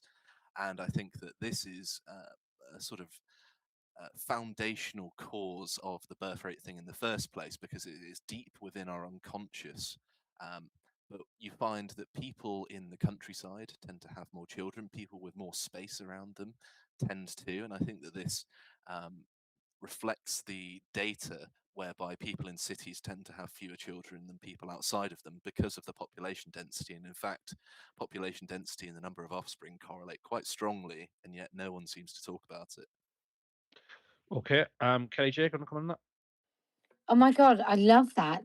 I love that idea and that makes perfect sense, doesn't it? With all the experiments they've done with mice and too many mice and luxury conditions. So yeah, I love that. But I guess we leave out the idea of archaic, backward religions and the subjugation of women, which clearly, no matter how many people live in those slums, they're still having lots of babies, and they might have lots of babies with people who are related to them. So they have lots of brain damaged babies, but they'll still have them because maybe they get their parking space and their taxi. Um, but yeah, I'm just going to agree with you, Josh, and leave it there. Josh, do you want to come back on that? Sure, I was just going to add the difference between K&R selection strategies and basically the long and short of it is people in third world countries like India have lots of children because life is cheap and they don't live that long. Whereas in Europe, we've had enough we've had enough material prosperity that we don't have to live like that, and therefore we invest more time and effort into our children. And I actually think that this latter strategy is obviously superior, because just churning out, quite frankly, low quality children is not quite the same as investing a lot of time and effort into fewer. And that's not to say that people should have fewer children necessarily, but that's just to say that European attitudes and attitudes compared to the rest of the world are very different to how we live our lives. And this is a very demonstrable effect in lots of the literature. Go ahead, Kelly. I looked at this recently because I made a comment that everyone jumped on, which is when I said the birth rate is so low that we'll be replaced anyway, and everyone got really excited as if I'd said that was something I hoped as opposed to something I observed. And the biggest drop off in birth rates in the United Kingdom was when the pill got introduced. So I'm just wondering, is the pill a bigger factor than this kind of population density, or is the pill less effective in? I'm just asking you, Josh, because you've obviously studied this. So in the country, has the pill had a less dramatic effect than densely populated cities? And if not, is it just up to women how many babies we have in these densely populated areas or not? Or is this a kind of something that we sit down with our partners and we say, hey, do we want babies or not? Because it seems to me the biggest drop off is when women get to choose. And women, are, after all, we're the ones that, and I'm not including myself because I'm a very lazy woman, but procreated like 4 babies. So I buck the trend. I also fix boilers and can fix an engine, so I'm pretty fantastic. But when it comes to this birth rate and contraception and the fact that we have autonomy over how many babies we produce, does that offset some of the densely populated stuff? Is it a collaborative approach to procreation with men and women? Or ultimately, are women making the choice between a densely populated area or not densely populated? Is it still up to us? Josh, I'm asking you. Blimey, there's a lot there. Well, I'll address. Oh, sorry. Go ahead. I've got about 5 minutes, so if we wanna cram anything in quickly before I dash off, then. But go ahead, mate. No, you go ahead. You know lots of stuff about the contraceptive pill. We talked about it, and I was only going to say the same stuff that we've discussed. So better from your mouth. Oh, I wasn't necessarily going to say on this topic. I was just giving a time reminder to Yeah, our host. yeah, okay. And But- Lloyd, you've had your hand up for a long time, mate. There was a question you wanted to ask. We can come back to the issue. of the Yeah, well, politics. it weren't going to be for Connor, so if anyone's got a question for Connor, they can go before me. Oh, right, there's absolutely loads of people in the question section. I'll tell you what we'll do. I've got some questions for Connor that I quickly want to get through before he leaves. Connor, first off, can I just say, by the way, thank you ever so much for doing this. We've been here nearly 5.5 hours, which is unbelievable, right? And I think everyone's really enjoyed the space with how many people have came in and talked. So thank you ever so much for doing this. Spaces like this are random, and sometimes they take off like they have done tonight. So it was really, really enjoyable to do. Connor, can I just ask you, going forward, when do you see the question a few people sent in? When do you see there being a tipping point where reform may collapse and Restore Britain has to achieve before they can do that, or is there one? I have seen mine and Josh's mutual friend Carl and Kelly's suggest that if reform was to dip down to, below 20% and stay there for a while, Farage may do his characteristic, flouncing out, because he's not in it unless it's guaranteed that he's going to be Prime Minister. He doesn't want to do the job otherwise. I mean, one of the most revealing moments I had was I was on a flight from Heathrow to Washington Dulles early last year, and I boarded the bus to transfer us from the arrival gate to passport queue, and I just ran into Farage. He was sort of sat looking rather pissed off about being sat on a very busy bus, and I just said hello, and then he was stood in the passport queue with me, his security, and his assistant for about 2.5 hours, and all I could think was, he must hate the fact that Liz Truss was Prime Minister for 40 days, so she gets to skip all this shit with private security, or like publicly funded security. So he probably wants to be in for a few years just to cut down his airport queue time, go and do a few speaking gigs, and not pay for his own security, because obviously, he's got threats against his life constantly. He's not going to stick around for a political gig where he's, dashing up and down the country doing local election tours, getting heckled, getting called mean names by the media, if he can, piss off to America and make some more money than he would by not being Prime Minister. So if reform continues to dip down, Restore reaches a kind of inflection point where they might surpass them, and you see a large exodus of the reform membership going over to Restore, and Farage isn't guaranteed to be Prime Minister. I wouldn't be shocked if he just pisses off. I wouldn't either. In terms of this time next year, considering Restore Britain at 8% in the polls right now, where do you expect them to be? What would be a successful point in a year's time? Honestly, I would hesitate to predict a percentage amount. The main goal is just to be the definitive party of the right, I would think, and you do that by just following the North Star of, these are our principles. And rather than reform doing the thing of, these are our principles, if you don't like them, we have others. You just go, these are our principles, if you call us names, we don't care, we think this is correct, we've costed it, we've explained it, we've made our case, vote for us if you like it. And hopefully that sort of moral forthrightness will win a large enough constituency for a majority. It could well be the case, though, that we are, and this isn't something I want, but, you know, this is me just being sober, we're in the same position that the Hungarians were post-communist fall. It could well be that, so after the Soviet Union fell away, the first government the Hungarians had for 4 years was like a centre-right conservative government that failed to properly tinker with the state to the extent where they fixed the endemic problems of communism. And so then the Communist Party won for about 4 to 8 years. And then Fidesz, which was like a youthful then student movement that were actually right-wing and patriotic, won power. And they've been in power for 20-something the last 36 years. And so it could well be that, you know, that centre-right government is reform, and they fail, and then the Greens get in. It could well be that the centre-right government was the Conservatives, and they failed, and we're going to have a period of Labour, then possibly the Greens, and then Restore comes out the other side of it. It could well be that it takes longer than 3 years to make them an election-winning party. We shouldn't act as if that's on the table, because things are really urgent and I don't want to wait very long. But just trying to be realistic about it, that could happen. I actually sympathise with what you're saying there. I empathise whichever the word is. Right. Can I just also quickly ask you, Connor, in terms of what you've got planned doing next? I mean, are you going to be more actively involved in Restore Britain, and what do you plan to do with your time next year? What have you got looking forward to?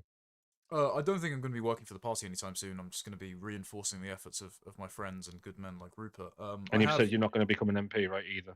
Definitely not. I mean, most people in Westminster treat the social life as a subsidy for doing actual parliamentary work.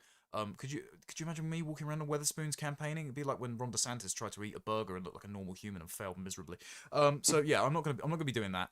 I don't drink for a starter, and that's all that MPs ever bloody do. But I have helped the party with a bit of policy. I've written their non-stun halal and kosher slaughter ban paper, and that should be published pending. I mean, I don't know how many they've got in the pipeline first, but there will be a campaign around that, and there'll be a paper out for people to criticize or tear apart. And then otherwise, I mean, I'm hoping to be involved in a venture that isn't even party political, that will make use of a lot of the neglected talent that we've got. Because I made a video a little while ago where it's basically professionally impossible to be right-wing in Britain unless you're willing to, you know, unless you've got exceptional, like, alternative media talent and you're a good journalist. Unless you go down that avenue. But if you make your political views known, you are ostracized from all of the establishment right-wing institutes that are, you know, funded by Paul Marshall. You're established from all of the mainstream political parties. I'm a bogeyman to the extent where there are people in the Conservative Party that actually like my work, but they've been banned by CCHQ from ever speaking to me, so that's hilarious. And you also have no body by which to... Like, you can't access the Civil Service Fast Scheme. So you can't get training to go and work for a presumptive reform, restore, whatever government. So we need an institution that sort of mentors young talent, and then, like in the States, keeps their CV on file for the day that we get the government that we want. And when we come to fire and then rehire the entire civil service, we'll have a bunch of capable patriots that are aligned with just their CVs on our desk. And hopefully I'm going to get involved in an institution that helps with that. Good. Finally, I know you've got to get away, mate, and I really do appreciate your time. It's been fantastic space. Finally, there is a question, Connor, that I've been burning to ask you about. Forget about Restore Britain. This has got nothing to do with Restore Britain. Obviously, you don't actually work for the party or represent them. Connor, how do you think we should, in an ideal world, tackle the issue of Islam in the United Kingdom?